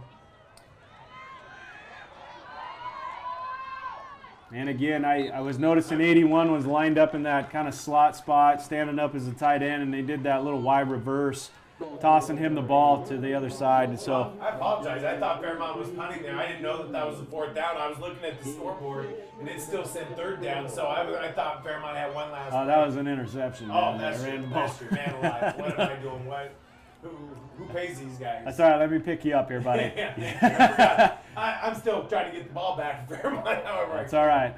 I'm telling you I what. forgot about the interception. This is what I want to see. I want to see Ezra number 78 coming off the edge here and make a big turnover for a fumble, because I got a feeling West is not going to be throwing the ball up in the air anymore. Instead, they run the ball again to number 44. He's wrapped up quickly. He's had a couple runs tonight, not many, but they tell you, Cale Anderson, he seems to be the one that they kind of come back to keep people thinking about when 81's not going to get the ball, because I know that I would be zeroed in on him because he's one of their best players. But 81 comes off the field to get a little bit of a breather, maybe some water. Quarterback, number 12, Jacob Detweiler, he's going to come out there, give these guys a play, hustle up to the line. 2-back set, but we got 2 wide receivers. Haven't seen this a lot today. Maybe we'll see a toss, maybe out. Number 25 on this near side, he's a 6'3", 6'4" kid. Instead, they run kind of a stretch play out there, and he's got a lot of room in between. And looks like a 19-yard touchdown run for the West Mustangs. And that is number 3, I think, Colby Brent. If I got the number right, yeah, that was number 3, Colby Brent with the touchdown. I could be off on the number there. He got wrapped up pretty quick by Talazzo, unfortunately, in the end zone. And so with 5:22, West Mustangs take advantage of the mistakes by Fairmont, 3 straight. I don't know what else to say. Well, I tell you, I think West kind of finally changed up their formation a little bit. They put 2 slot guys out, 2 wide receivers, and that kind of forced Fairmont, to bring that outside backer, strong safety down, and just kind of create a little bit more space there, so that when he broke through that line of scrimmage, on that ISO, man, he had a lot of room. So on the 2-point conversion, they do basically the same thing. Off to the right, Lead back, stretch, look, yeah. Honestly, that's kind of like what we call the 52 ISO, where we got guys down blocking, fullback coming in, trying to kick out. In that situation, he didn't kick out anybody. He was able to actually get a reach block and seal the edge, and that's never a good sign when they can run that easily. So that puts them up 16-0. They've been successful on both of their 2-point conversions, and we're so used to, PATs where it's 7-0, 14-0.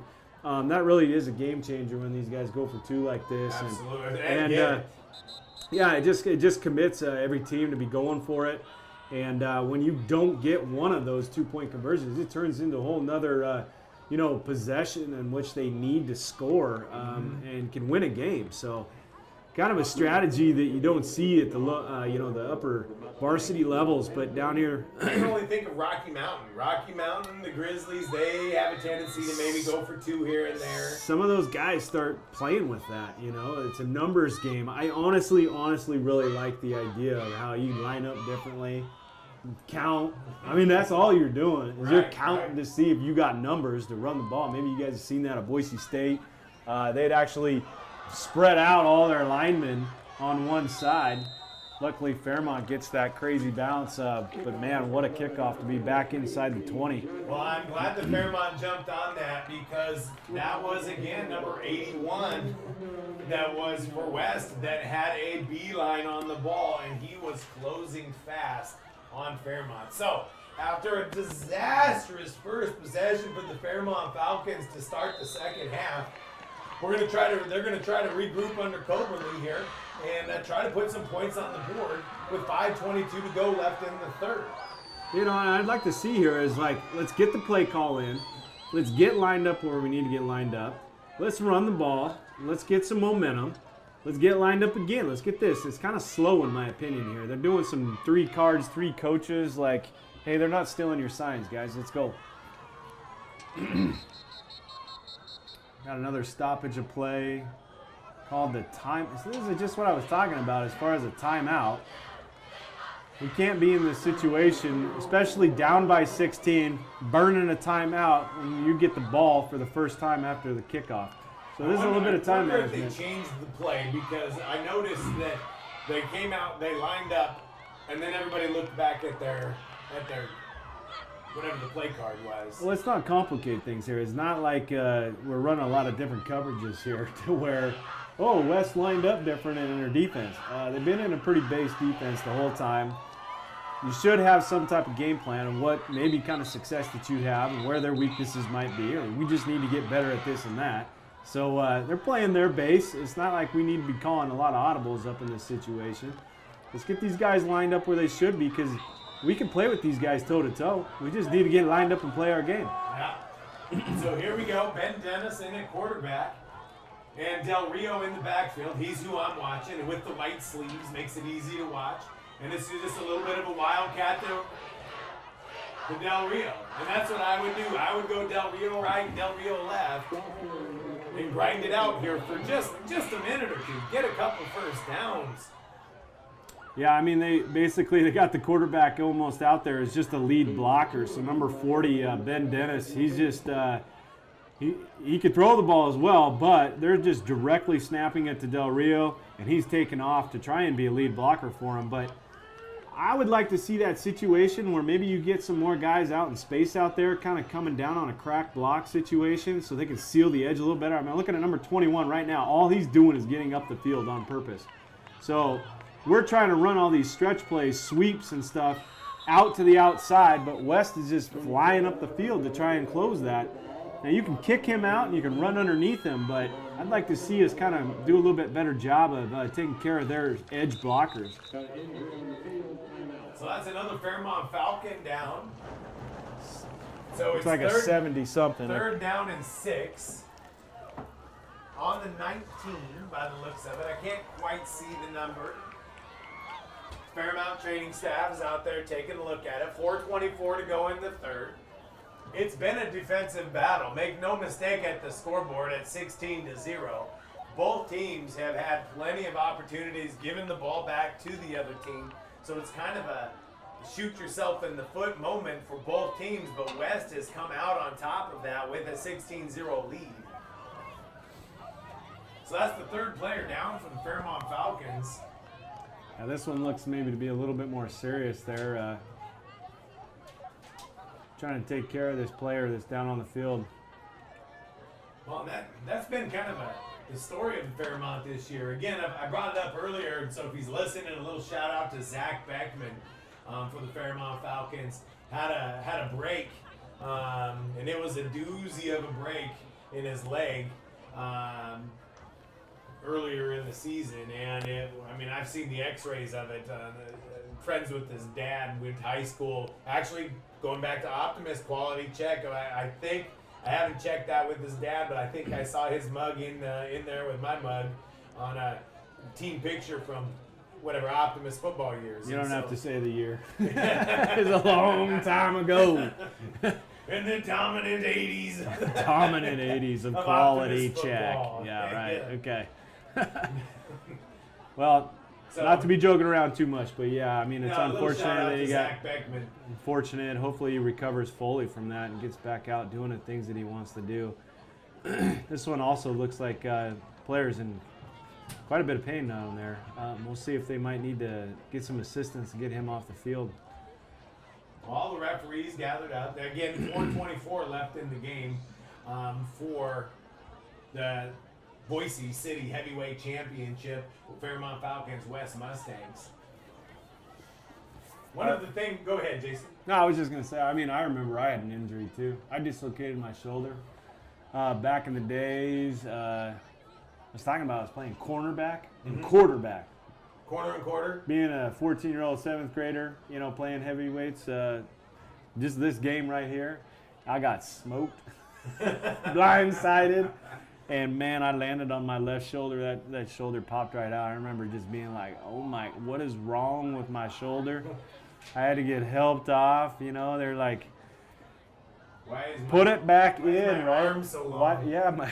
Put it back in, please. One of those things. And God, they had to have an ambulance come just to put me in the. And then I was finally got my shoulder back in. And it was like nothing was wrong. It felt so good when it came back in. Well, injuries have always been part of football, and I think all across America, injuries are starting to play a more predominant, role in what parents let their kids do. So in this specific, this doesn't seem to be that case.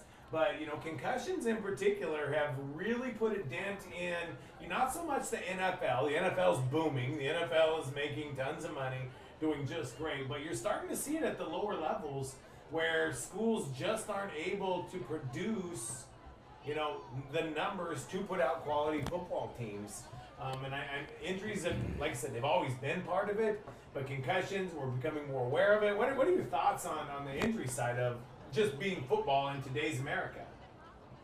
Well, I tell you, I think that the education and the awareness aspect has really come to the forefront. The science has come there to say that when you get hit and you get that concussion, that that you do need time, and we've gotten so much better at that. People that might not be aware.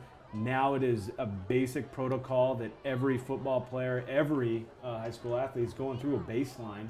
The beginning of the season. The beginning of the season is like, hey, you got to go through these baseline, tests. The trainer, Pam Ariola at Capitol High School, she's going through that through every kid that plays sports. It doesn't matter if they're playing basketball, volleyball, whatever it might be, soccer. Those kids are going through that so that if they are injured, if they do get a head injury, they're pretty quick to have some data at least to come back. And on top of that, I think when you get a hit, it's not even a question anymore. That you need to let that brain basically heal itself, and I think that's where a lot of the problems really came from the past that scared people. Because you get a concussion and you try to be a tough guy. Have you taken the baseline test? I have not. I went in and took it. Did And you? not that I was worried about getting a concussion. I would be worried being a coach. I would be worried what my test would come out no matter what. Like, you're not allowed to teach anymore. Well, if you go in with a concussion, if you take the baseline with a concussion. When you teach sophomores, buddy, it's like getting Oh hit. man, that would be a bad sign. Go in, and not to make light of concussions, but to go in and get a concussion test, and you come out smarter, come out After you get hit? more astute. I guess intelligence doesn't have anything. Yeah, I to get do what with you're it, saying, but in all honesty, I can just tell you that from the sideline, being a coach, that they're being so much more precautious about making sure that you get hit, and that's going to happen. But people need to know it happens. I get more kids in basketball, I think, last year that got concussions than I saw in football, just when you hit the head on the ground. And that was the one time I remember getting a concussion in the middle of the game, too, was the old turf at Boise State. Oh, yeah. It might as well have, it probably was just, a little bit of carpet on top of a little bit of blue. a little bit of blue. I think it was spray painted the concrete back then, because when you hit, it just kind of actually just thumped you. But they're quick to take the helmet, and they just want to make sure that they're being safe for the kids. So, and honestly, I will tell you that if you get a concussion and you get another one, it does get easier to get another concussion. Yeah, And there's that's just medical proof of that. Absolutely, and I'm going to sit there and tell you that if that happens, when that happens, then cutting it off. I get it to be safe. But the equipment's getting better. They're making the game safer. I've been totally supportive about some of the changes that they've made to where those kids are really flying around and increasing their chances to maybe get their teaching head how to dinged. tackle too. That's another thing that we haven't brought up. Teaching. That's a good point too. There is a huge component in. It's as much as the fans, I suppose, love to see the big hit. The big hit's illegal anymore. You can't be a headhunter on any level. Yeah, and for so long, I mean, you saw that and thought about how cool that was, and now that's really kind of changed the game a little bit. Throw on the shoulder, and we see it every Sunday watching NFL football, where guys are coming in and just being careless like that. They're making those kind of calls, and it's trickled down all the way to this Vontae level. Burfict, he's Is done that it the so many Raiders? times. Is that the Raiders, Refuses to change his style, Yeah. which I don't get. I don't blame him. I suppose. I mean, he's been in the league for however many years. He's an old dog, new trick here. But how do you take the bite out of that dog? And in this particular case, he's not going to change, and he's suspended for the rest of the year for it. Yeah, that's the mentality that they have right now, and be honest, especially at this level, I think that's what we worked on in drills. We had what we call the circuit. I mean, it was just something we did every day. We would have our stretches and calisthenics that we'd go through, and then we'd split OD. But you know what we were doing on D for the first 20 minutes of practice was rotation. It was just tackling, technique, making sure that we're learning the right ways to go about doing things. So I know that other schools and other coaches are doing the same thing. So hopefully that's trickling down. I know that Fairmont's 9th grade team, after them coming up and kind of joining the high school ranks to compete with the other schools around the area, having them with us, with varsity, JV varsity, seeing the kind of drills. Quick, ladies and gentlemen, we have the varsity team in high school in Idaho. We have a varsity team, and then there is no JV. Then there's a JV team, and then there is a 9th grade team. Yeah. It used to be Fairmont, West, River Glen, Hillside, etc. They had their own team, but now they go ahead and combine the schools. So That's the correct. 9th grade team is no longer Fairmont and River Glen. Now it's Fairmont, River Glen, our capital at the 9th grade level. So, as Jason Gordon, my partner here, is saying, when they came up and joined, go ahead. Yeah, I just was saying that you finally kind of get some of those coaches that are at the junior high level to get the exposure, I guess, that you're going to the clinics. We were pulling those younger guys to go to Seattle, to go to, Vegas and some of the other hot spots that we would get. Those collegiate and even NFL coaches talking about what are they doing to kind of prevent these types of injuries. And so having those younger coaches from the junior high level kind of get indoctrinated into what we're doing and trying to keep those kids safe has been, I think, a really big plus too over the years. Coach Altoffer, he's the 9th grade coach at Fairmont for River Glen Fairmont Great combination. guy, by the way. Yeah, we call him who was that little guy, in Casino? Pesci. That's what we call Altoffer. We call him Pesci. I always called him Paulito. Pesci. Paulito? We call him Pesci. Nah. Yeah, he's a little fiery guy. Man. Oh, he is a fiery guy. He's an Oregon State Beaver, too. So for an Oregon State Beaver, you wouldn't I guess Beavers are mean. But a little shout out to Paul Altoffer. He's a nice guy. One of the nicest guys. Paul Altoffer, great guy. He's probably here. If he's not, he's listening and he's just laughing. Probably over on the sidelines at the moment. So so I'm sure he's listening to us at some point in time. So I'm sure you're tuned in here at the moment, and right now we have looks like an injury for Fairmont.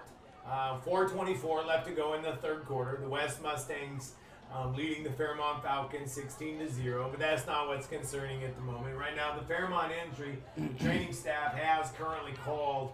It looks like the ambulance and the fire truck, paramedics are here to take a look at this scenario to figure out what's best for the kid that's down. I still haven't gotten a number just yet. He's 70-something. 70-something. Fairmont has a couple of 70s on there. I know. I feel like it's 71. We had Gordon or Gannon Ross. I'm not sure. I don't want to cause concern for everyone. I just thought I remember seeing This is 7. We can see that.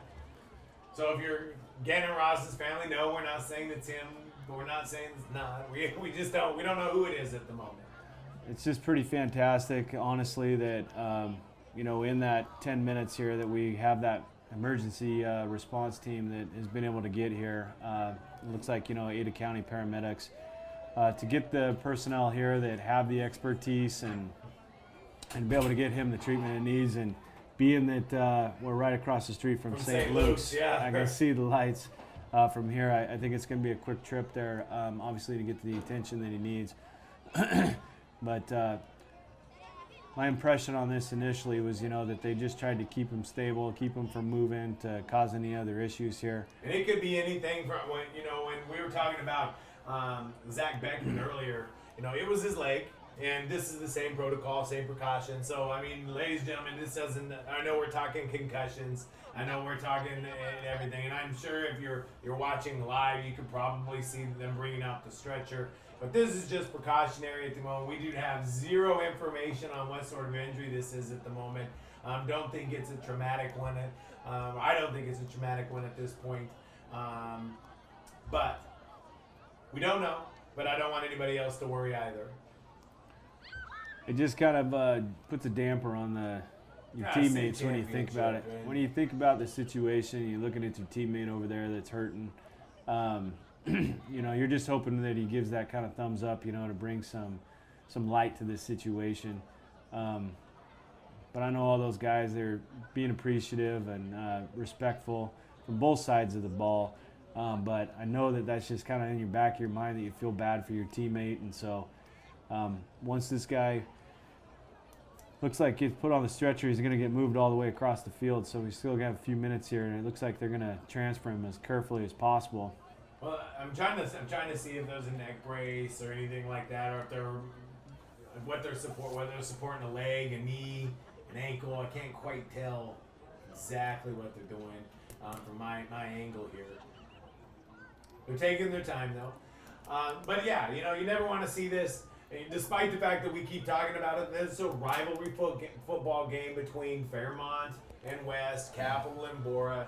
You never want to see somebody injured in the battle of the game, because that's what it is. It is a game when it comes down to it. And this one just happens to be the championship. So we'll see what both teams do to get remotivated here, just in general.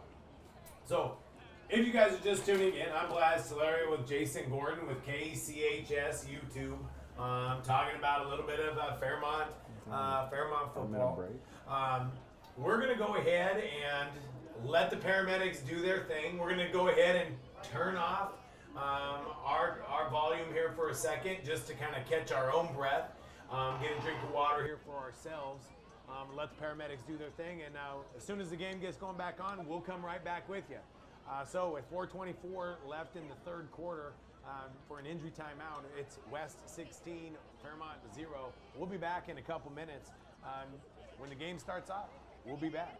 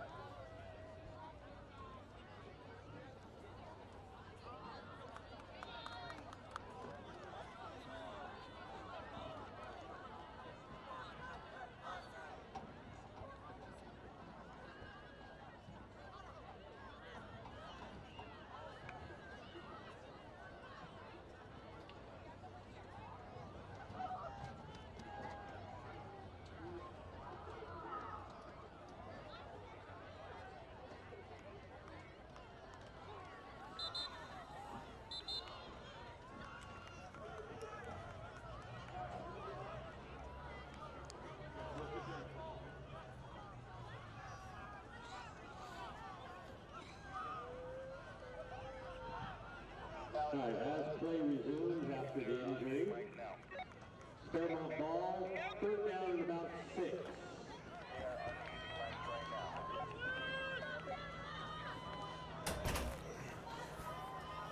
All right, Blazo, here we go. Well, ladies and gentlemen, welcome back to Donald Larson Field after a big break there due to a injured Fairmont Falcon. And I think Fairmont did the first play back through an interception here. So, ladies and gentlemen, just a quick update here. The injured player was indeed Gannon Ross. No update into the actual injury, but that was about a 15-20 minute delay. He's with the paramedics, and again, no information on that at the moment. But the game has continued for this moment. We're wishing Gannon Ross well, both Fairmont and River Glen, and West, and River Glen and Capital. I guess everybody is here still watching the game. So with 4:17 to go, it was Fairmont's ball, and with the first play back, Fairmont comes out throwing, and it gets picked off. And so the West Mustangs, after that big break with 4:17 and a 16-0 lead, are starting off in the red zone. Yeah, West is going to go right back to running the ball here, and we'll see if Fairmont can stiffen up. And got a pretty good run out of that, but a pretty good stop at the same time, maybe a gain of 4. Well, when they want to go up the middle, it's all Cale Anderson for the West Mustangs. They give it to Javon Nelson when they want to go around the outside. But in this particular case, that was Cale Anderson. So 2nd down and 5. Fairmont really needs a break here. This would be a tough comeback for the Fairmont Falcons if they can't put some points on the board and get a stop right at this moment. So, for game purposes, hoping Fairmont can get a turnover here, but they're going to go throwing it back, little pop pass. Oh, that should be an interception, and it is. Hey, that's the break we were looking for, Blazo. Yeah, there, you just got to order it up. If I would have known that, I would have said something earlier. Ah, you did. I'll give it to you. We need a break. I was surprised though that West actually went through the ball in the air. Yeah, little pop pass. Yeah, a little quick slant off the edge there. Ball got tipped up in the air, and that's always never a good sign with the number of yellow jerseys that were surrounding the area. I believe maybe 42 came up with the interception. Yeah, didn't quite see the number that came up with it. I'm looking down the roster here. Not in numerical order, Coach Comerly. But I'm looking. Don't see it. But either way, Fairmont needs to get a big run. And if Fairmont's going to get back into this game, is going to be us calling the name of number 24, Marco Del Rio. He's been the leader all year long for Fairmont, and it's time just to give him the ball in space and let him make some moves. Yeah, let's definitely get him in space a little bit, though. We need to run that toss. We need to crack down on that outside edge rusher for West. Make Del Rio beat the corner, which I think we're going to win most of the time. Let's see if we can run this toss. Oh no, Del Rio fumbles it. And he battles his way to get back out of the end zone. Goodness gracious. Oh, penalty though. Now this could be a huge break for the Fairmont Falcons if it's on West. I got him. If it's on Fairmont, it's going to be half the distance to the goal, which will be 6 inches. But I think it's against Fairmont because the guy I saw rolling on the ground had a green jersey on. So kind of a late personal foul penalty likely coming here from the white hat. Yep. Well, that's going to, good news, I suppose. We don't want to see a personal foul, but good news, it only marches it back just a few yards, though. But that's going to put it on the 1 yard line. So this is dangerous territory. Del Rio, I am sure, is going to have the ball here. It looks like quarterback Isaiah Delaria drops down into the fullback position. A direct snap or QB sneak. Get out of the end zone. He got out of the end zone, so can't be a safety if the side judges don't do their job there, which they did. Yeah, this is a tough scenario here. Not sure, Blaz, if I agree with Del Rio being 6 yards deep taking the snap. to get a yard. And I see like a quick pass to the sideline. I see the QB sneak from under center to get a little bit of room. But getting a run from depth like that's kind of a scary situation. But well, Talazzo's at the back of the end zone, rugby-style kicker, left-footed kicker. That was a false start that we just got away with. And a great kick, great bounce. And so the West Mustangs, coming back from an injury timeout, got a quick interception in the red zone, and Fairmont rallies back with a fumble recovery. But the West Mustangs hold the Fairmont Falcons, kept them pinned deep, and so now Fairmont punts it away. And the only thing that's happened since that injury timeout was about 3 minutes worth of clock has ran out. Interception. And here we are after a punt with West getting the ball back with amazing field position right now, looking about to be the 38-yard line. Was it too much to say that Fairmont needs a big play right here? Fumble! To get the ball back just in general. Yeah, I mean, that's probably what the West coaches are sitting there saying. Look, guys, we're going to run the ball 4 times right now. Hold on to the ball, run hard. We're just going to score a touchdown by just playing hard-nosed football. It looks like they get quite a bit of space this time, and he outruns everyone for the touchdown. That was a big play for West. Whoa. And that was a quick score, and that's everything for the West Mustangs goes to Javon Nelson to the outside, number 81, and that's who they give it to. And so Javon Nelson cuts through. We had him contained. And he just weaved his way through. Yeah, he did a good job. He had a lot of space out there. Once he got through that initial line of scrimmage there, he had a lot of room to kind of bounce outside. And tell you what, that's a pretty fast kid right there. He seems pretty quick. The number of Cavaliers, the number of Fairmont Falcons had the angle, and he just got it. So this 2-point conversion. And when you need something up the middle for the West Mustangs, they just go ahead and give it to number 44, Cale Anderson. And that one's good. So the Fairmont Falcons now trail 24-0 with 1:54 left to go in the third quarter against the number 1 West Mustangs versus the number 2 Fairmont Falcons. Not exactly the plan that Coach Coberly had in mind when he rolled in here today. And truthfully, just a couple of breaks here and there, and then the next thing you know, West has all but put this one to bed. Yeah, you just felt the shift, momentum. I felt like Fairmont had an incredible amount of just tenacity to show up for this game tonight, and they were playing absolutely out of their minds. They were playing hard. They were playing fast. And then now just some of those little mistakes, the mental mistakes, have just kind of been snowballing in the situation to where they just look deflated a little bit. Yeah. And so you have to have that kind of leader, hopefully, that can take on that type of responsibility to get everyone back on the same page, get back to playing hard and fast. I'm thinking about 78 Ezra. I'm thinking about Del Rio. They got to be the leaders on the team to come back and say, hey, guys, we got a quarter and a half here, not even quarter and a half, 1 quarter really to really turn this game around and get the offense going so that we can actually put some points up on the board. And I'm just even going to go back to that holding call where we had that touchdown and get called back. I mean, there's just little things like that that really kind of turn the whole game around. They could break any game, but a championship game in particular. Any game where you're struggling on offense and you finally actually break something free and you get a call like that, it really kind of changed it. Because I was looking at the sideline and what the kind of energy that West had at that point, and now it's just totally flipped in the situation where they are totally in control. The offense has to have that ability to have a spark right now. And I don't know if throwing the ball up is the answer at this point.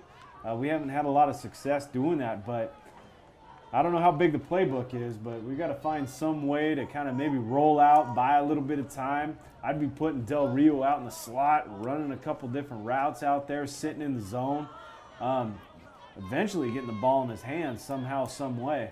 Well, here we go. Under center, Isaiah Teleria. I think he's going to be down. I think he got stepped on by the center. Is that what it was? I think so. He's struggling to get the ball from the center to Del Rio. There's been a couple of plays where it wasn't just a smooth, get the ball and pitch it. And so taking a knee, Isaiah Tulare drops for 2 yards, and the clock is running with 1:30 to go, with West leading the Fairmont Falcons 24-0. There's still a lot of time left, but Fairmont has to find a little bit of spark, just what you were saying, a little bit of energy, something to hang your hat on, and usually that goes through Del Rio. So here they go back under center. Oh man, that was a reverse play. They got bobbled by Del Rio, and Talazzo gets tackled. Yeah, unfortunately, that just was an attempt to do a reverse off of a toss, and the timing on that was just totally off from the time it was pitched. Kind of got fumbled up in the air, which then didn't have much of a chance for Del Rio to recover to pitch it. And just everything about that started off wrong from the get-go. So I know that they were trying a little bit of trickery right there, but pretty tough situation. Well, you said how deep was the playbook. Well, they started digging. Started digging a little bit.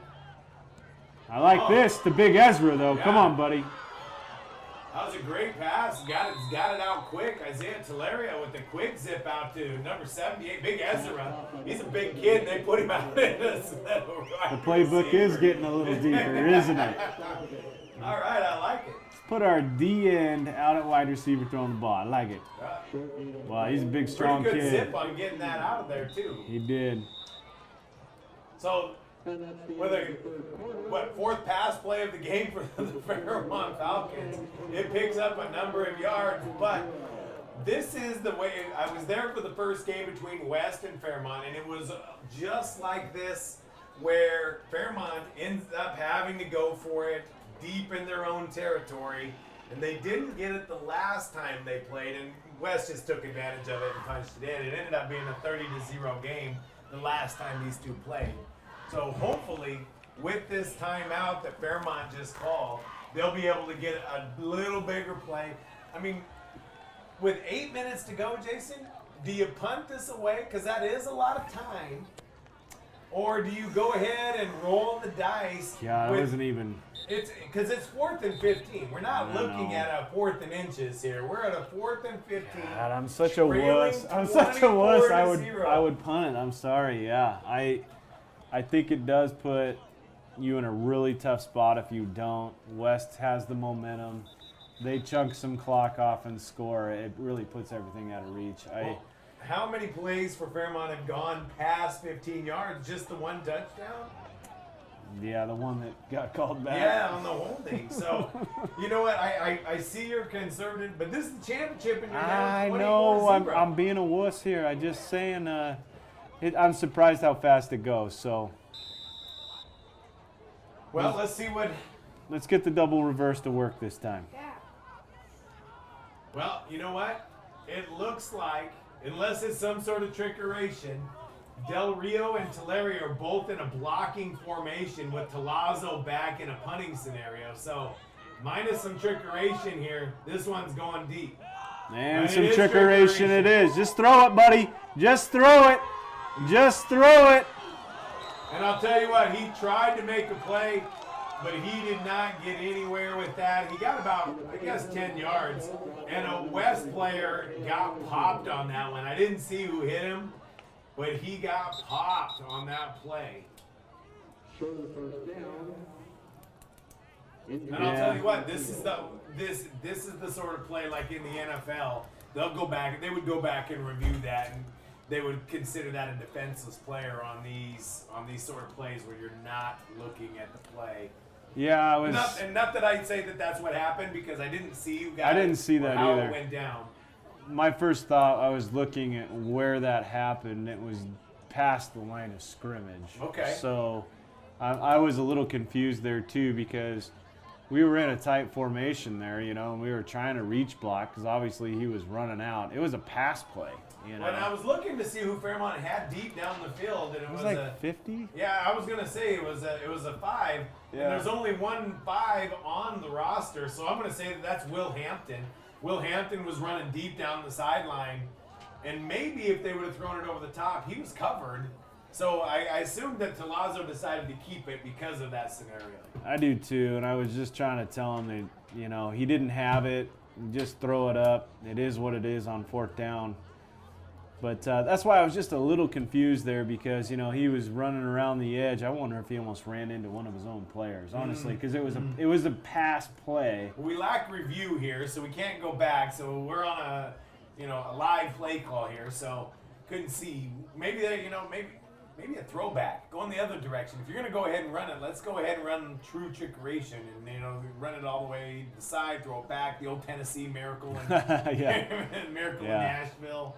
I mean, it was a fake punt, right? They lined up like they do in their punt formation. He's a lefty, right? He rolled out, and I knew it was a pass play, so that's why I was still a little taken back by the fact that the offensive lineman can't go downfield, and so maybe when the scramble began, one of the Fairmont Falcons was, looking to chip him. But I think he got the wind knocked out of him pretty good here. I saw him get up on his knee.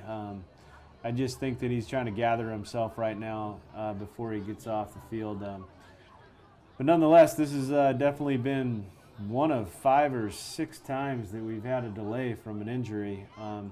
Just guys getting beat up a little bit, playing hard today, and that's part of the game. Well, you know, there is a big difference between playing on a sunny afternoon at 3:45 and then it starts to get a little bit colder.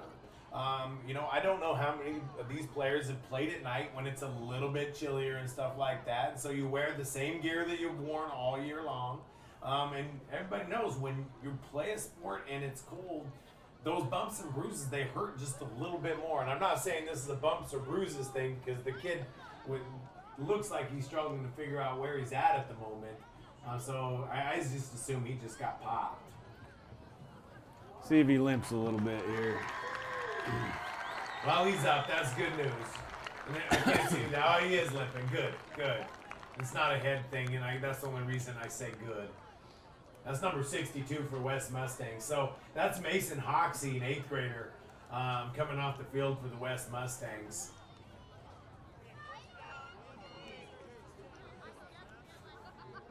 So at the end of that play, Fairmont Falcons, they ran a fake punt. They didn't quite get the first down on the Muhammad Talazzo. That's his brother. I had Muhammad Talazzo in class. This is Ibrahim Talazzo for Fairmont. So they didn't quite get the ball to the first down. So the West Mustangs will take over with 7:52 in the 4th quarter, leading the Fairmont Falcons 24-0. West will get the ball at the 40-yard line. I imagine if West does what they did last time, they tried to score quickly. But maybe this is a clock scenario, and if that's the case, they're just going to run it up the middle, and they're going to hand it off to 44, Cale Anderson. It would make sense that they do that. Quick handoff. That's what they did, yep. I didn't see who's at the bottom of the pile. That's number 76 for Fairmont that stopped that play. That's Irvin Savanovic. West Junior High here is just probably going to be milking the clock a little bit. Well, they're not too many first downs away from closing this out. Yeah, it's just amazing to me how fast this really goes. I mean, back when you're a kid, it seems like you have all the time in the world, and then actually getting this chance coming back in to call this game here with some of these young guys, it really is a difference. Yeah, then there's another flag right there.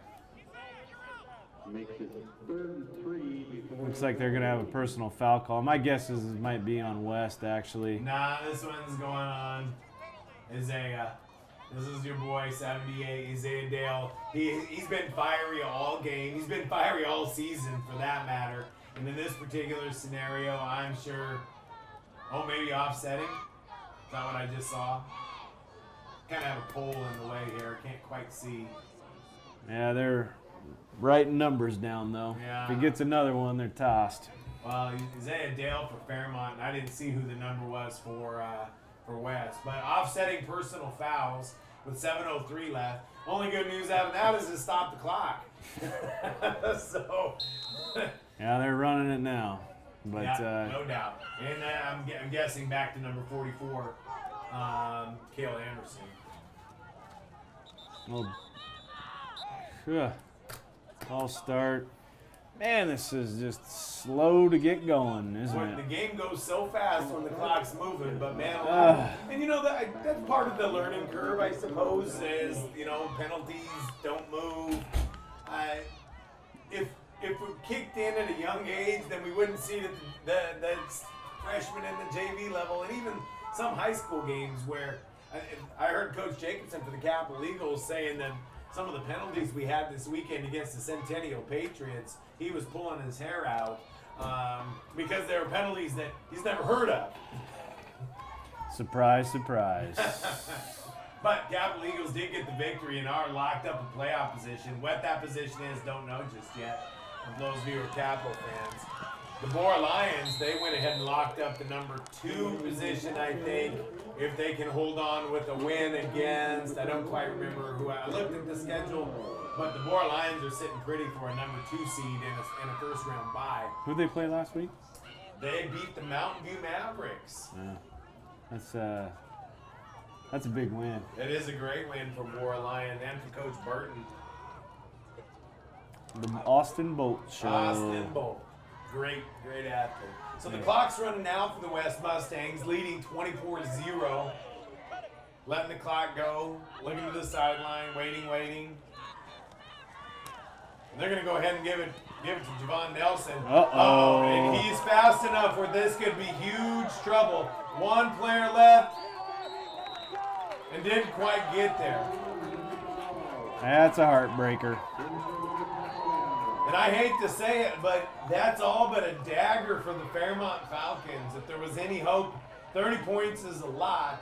And now I know in the lightweight championship, River Glen put up 14 points in the last minute and a half. Yeah, that was crazy. That was a crazy ending to the lightweight game. It didn't make a difference. The West Mustangs lightweights pulled that championship out tonight. Congratulations to Jeremy Dennis and Shannon Hickey. Sorry, buddy. Took me a second there. Congratulations to them for bringing home that ship for the lightweights. And it looks like the heavyweights are well on their way. And if the score doesn't change, 30-0 with 5:29 to go, that will be the exact same score that the matchup during the regular season was, 30-0. So, man, this is a tough one to come back to, buddy. That moment of silence. Yeah, this is where I get all fired up at the beginning of the game, and I'm just so excited to see these guys compete with each other. And then I kind of just see that, air deflate out of the balloon. And it wasn't a deflate; it was a bubble pop. It happens so fast when you sit there and think about, okay, yeah, they got a score on us right before halftime. It's 8-0, going into halftime, and then just kind of a meltdown to start things off. False start, and it's 1st and 20, just trying to get lined up, and it just threw off the whole momentum of the Fairmont Falcons, which is just something that comes with experience and playing at the next level, the highest level, in high school football. That second half is the most important half. To come back out and make sure that you have that kind of reverence to really stand up and play to the last play. And those are the things that we try and preach at Capitol High School, that you're going to give it all every snap. Well, with 5:29 to go, the Fairmont Falcons hoping to get a little momentum to try to end this championship experience. And if there's anything at this moment to say, it is at least a championship game where they did get to play in it. They did get two more games out of the season. So that's 2 more games of experience. And so, What do you mean by that? What do you mean 2 more games?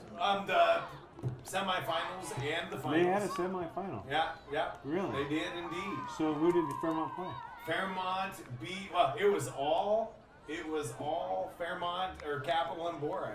So River Glen played the River Glen Heavies played the West Heavyweights, and the South Heavyweights played the Fairmont. So the championship was Bora and Capital. The semifinals were Bora and Capital. I didn't know they did a semi. The lightweights. It was. I don't recall off the top of my head, so don't quote me on this. But obviously, it was That Fairmont or makes River sense Glen. now. and Yeah, I River saw the Glen and- bracket now. That makes sense. I just thought the top 2 teams played. No, there was a Kansas City. There was a Kansas City at the lightweights. No, this was there was a semifinal game. And it was all Bora and well. That's kind of cool that they do that. Yeah, so that's two I like more the- weeks of football. Two Yeah. more weeks of Yeah. Fairmont and West earned their way to the championship. They didn't just play the season through and Kansas City adhere or anything. No, this was outright. They both won semifinal games and got here. So it's 2 more weeks of football. So experience. I'm trying to get anything and everything out of this for the Fairmont Falcons at least. Well, it's a great season. Yeah, absolutely. What 5-1, 6-1, going in at the end of the season and get another win. So that's a great season overall. The Fairmont Falcons ended up with a first down, and here's Marco Del Rio with his biggest run of the game, and with a little Uncle Mo. I'm gonna go ahead and probably say that West probably brought in the number 2s, maybe some of the number 3s right here. All of a sudden, that little difference in the starters versus the backups is starting to show up right now, because I haven't seen that kind of room for Del Rio to run at any point tonight. That's true. And then the last 2 runs have been some of his biggest. So here we are. He might be in a situation to give it to Ezra number 78. I don't know, we're missing a Look player at the now. sideline, yeah. So that's Palazzo that comes in at the wide receiver spot. And a high snap. And just go down because there is nine West Mustangs coming after you. So the high snap. And that was a rocket too. It was. And I'm not going to put much blame on Ezra there. That ball seemed like it just shot right at him, and he wasn't ready for that. So the Fairmont Falcons, who were in the red zone, are now So backed up. why did we not just do the Del Rio show again on that situation? Kind of changed it up a little bit there with the big boy, but I don't think you're fooling anybody by not giving it to Del Rio. we were having some success there, running right up Oh, the my word, same play. Ezra Dale bounces it off the numbers. It ends up having to wait for it to come back down, and it popped way up. Okay, maybe he doesn't have the softest hands. I don't, the D lineman, he's got his gloves on. I know he's a good athlete, but Well, you know what? Lord Almighty, he's fired catch- up, so give him the ball and see if he can bulldoze. I guess, but West is swarming him. Not going to lie. So Fairmont looking to the sideline, waiting for the play call. We need to be faster than this, gentlemen. Yeah, Ezra Dale back into the running back spot. Isaiah Teleria in the shotgun quarterback. Oh, they're gonna throw it a fake, and it's going up, and that's a pick.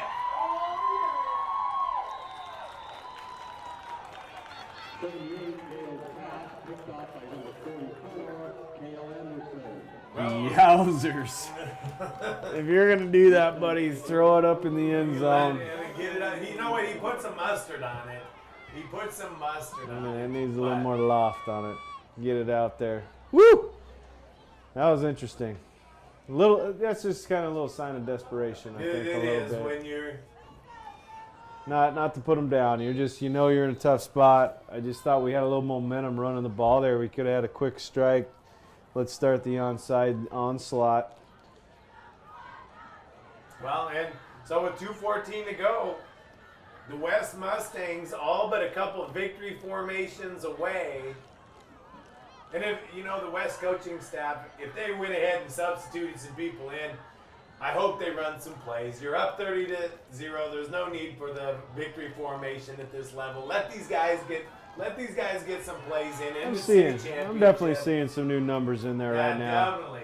Right there, number 28, Number I believe. 28. Give him a little shout out there. I'm having a little slow That's time. Tanner Sitzer. So he takes the carry, and the clock's running down to 2 minutes for the West Mustangs.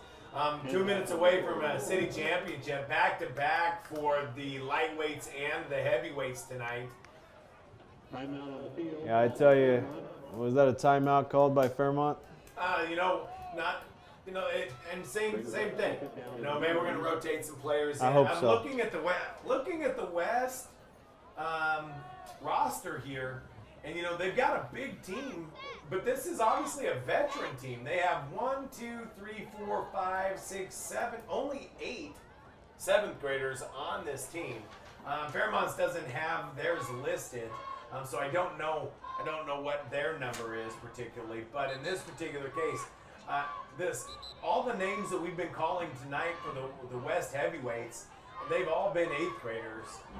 So it's always good to maybe get a few 7th graders in there into that experience of it all. Yeah, I mean, all those guys that have put out the time to go out to practice every day and come out to the games, this is obviously an opportunity for them to shine.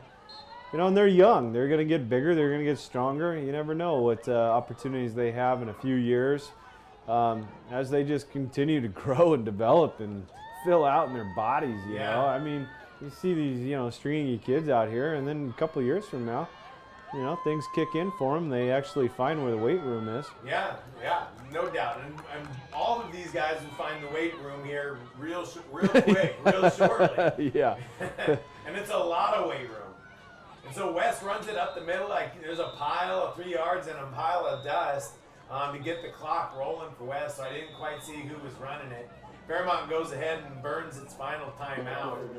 The game but all in the books. West leading Fairmont 30-0. And I don't blame Coach Coberly for, like I said, burning those timeouts. You got them. Go ahead and use them. Go ahead and let these guys get 1, 2, 3 more reps in under the lights. Again, it is a Monday night football. Who knows if any of these kids will ever play on another Monday night. Yeah, good point. Fridays and Saturdays for this. So they can say, I played Monday night football under the lights. It's true. Yeah, it was a pretty special moment to do that, underneath the lights at Bronco Stadium. Those days are gone now, but here we are at our home field at Donna Larson. And playing on turf, it's pretty nice. Well, here we are calling the game, and we've been known to reminisce a little bit on our own youth, both junior high at Fairmont and our high school careers at Capital. And we reminisce very fondly of those memories. And so these kids are getting the memories that... I'm surprised. It was not a fair catch. He's still going. That's Ezra Dale again. Woo! I tell you, man, he has got some fire under him. Well, I'm looking at the Fairmont roster, and I can't tell how many 7th graders they have on their particular roster. So who knows if this is a young team? Who knows if this is an older team? I know some of the names we've called tonight, like an Ezra Dale and a Del Rio. I know they're 8th graders. But I'm sure that Fairmont has a couple of 7th graders obviously on this squad as well. I just don't know how many. So who knows what they return for next year. But obviously this experience, you just can't build upon it. Oh, my. Okay, yeah, let's huddle up. All right. So here we go, looking for a play call. I can't tell if the clock's... I'm watching the back ref for a delay of game here. He's about ready to put his hand up and start counting. And now we got another guy coming out. Ooh, my. Better be a quarterback sneak to get this play off here. Yeah. I'm still watching the back judge. No hand as of yet. Can't believe I don't it. even know if he's counting. I don't know. He's like, this run the play. Oh, and another high snap directly to Del Rio, and what a scrum. Oh, my. I don't know who has it. I think that's West that's picking it up and running it down. And that was 4 straight snaps in a row that went high up and over our guy. And the West Mustangs are going to recover. And that is going to be a nail in the coffin. If there wasn't one already, that's one for good measure. Oh, my. After all that. Who's the O-line coach again? For the Fairmont Falcons? No, for us at varsity, redhead again. Oh man, I'm sorry, Coach. I'm drawing a blank spaced here. myself. Yeah, no, He married Melissa Smith, Yeah. a friend I went to school with. Know He her lives in my parents. neighborhood. He lives down the street from you, right? Like, Oh man, alive. Sorry, Coach. Anyway. whoever center is for Fairmont, he's going to be doing a lot of snaps with him. He's got to do 50 snaps gonna be every a day guard. at activity. He's going to snap the ball. You got to improve on, just that exchange. And I love it, giving the West Mustangs, giving these new guys a quick run, and I'm going to get a number here. And that's number 44 for the West Mustangs running that one. That's Cale Anderson. That's not a name that I haven't called tonight. But they put it in his sure hands to call it. And now West is running in a whole new set of players, hopefully to get. It's probably going to be our last play here, so enjoy it. If I was a fan right now for West, I'd be giving a big clap to those big boys up front as they run off the field. They did a heck of a job running the ball today against Fairmont, especially in the second half. So congratulations, the West Mustangs are 20 seconds away from being city champions, both in the lightweight, and I see the lightweights over in the far corner towards the locker room waiting for them. And it's going to be a clean sweep by the Janet Cherry principal at West Mustangs. Clean sweep for them. Why not throw a flag? Just one more. Yeah, well, it just runs the clock. Are we going to run it? We're just going to run the clock there. Yeah, put it back in your pocket. Okay, game over. Well, Fast Eddie Thomas had a light finger on that one and let the clock run out. And congratulations to the West Mustangs. Congratulations to the Fairmont Falcons for being here. For the River Glen Grizzlies for being here. It's been a great night. I'm Blas Teleria for KCHS with my partner, Jason Gordon. It's been a pleasure to call this junior high edition of Bora versus Capital. It was fun. I'm glad we got the opportunity for parents and other people out there to watch this. So it's been a fun night. Thank you for tuning in to KCHS. I don't know what's in store for Capital and Bora. I know both teams made the playoffs, but I don't think you're going to get another play call from us this year by the way the regulations sit. So, Well, Blas, it's been a pleasure, man. It's If been a this is pleasure. going to be the sign-off, yeah, you're all sentimental yeah, right well, now. I don't know what else to say. You know that. What a year two under the belts, man. Year That was two. fun. We don't exactly know what we're doing, but we're sure as hell having fun doing it. We are having fun. We had fun. We're having fun. We're still having fun. So, Again, thank you for tuning in. Congratulations, West Mustang Lightweights defeating the River Glen Grizzly and the West Mustang Heavyweights defeating the Fairmont Falcons. Again, this is a KCHS Gabe Garcia production. Thank you for tuning in, and we're out of here. All right, good night, everyone. Thanks, Blazo.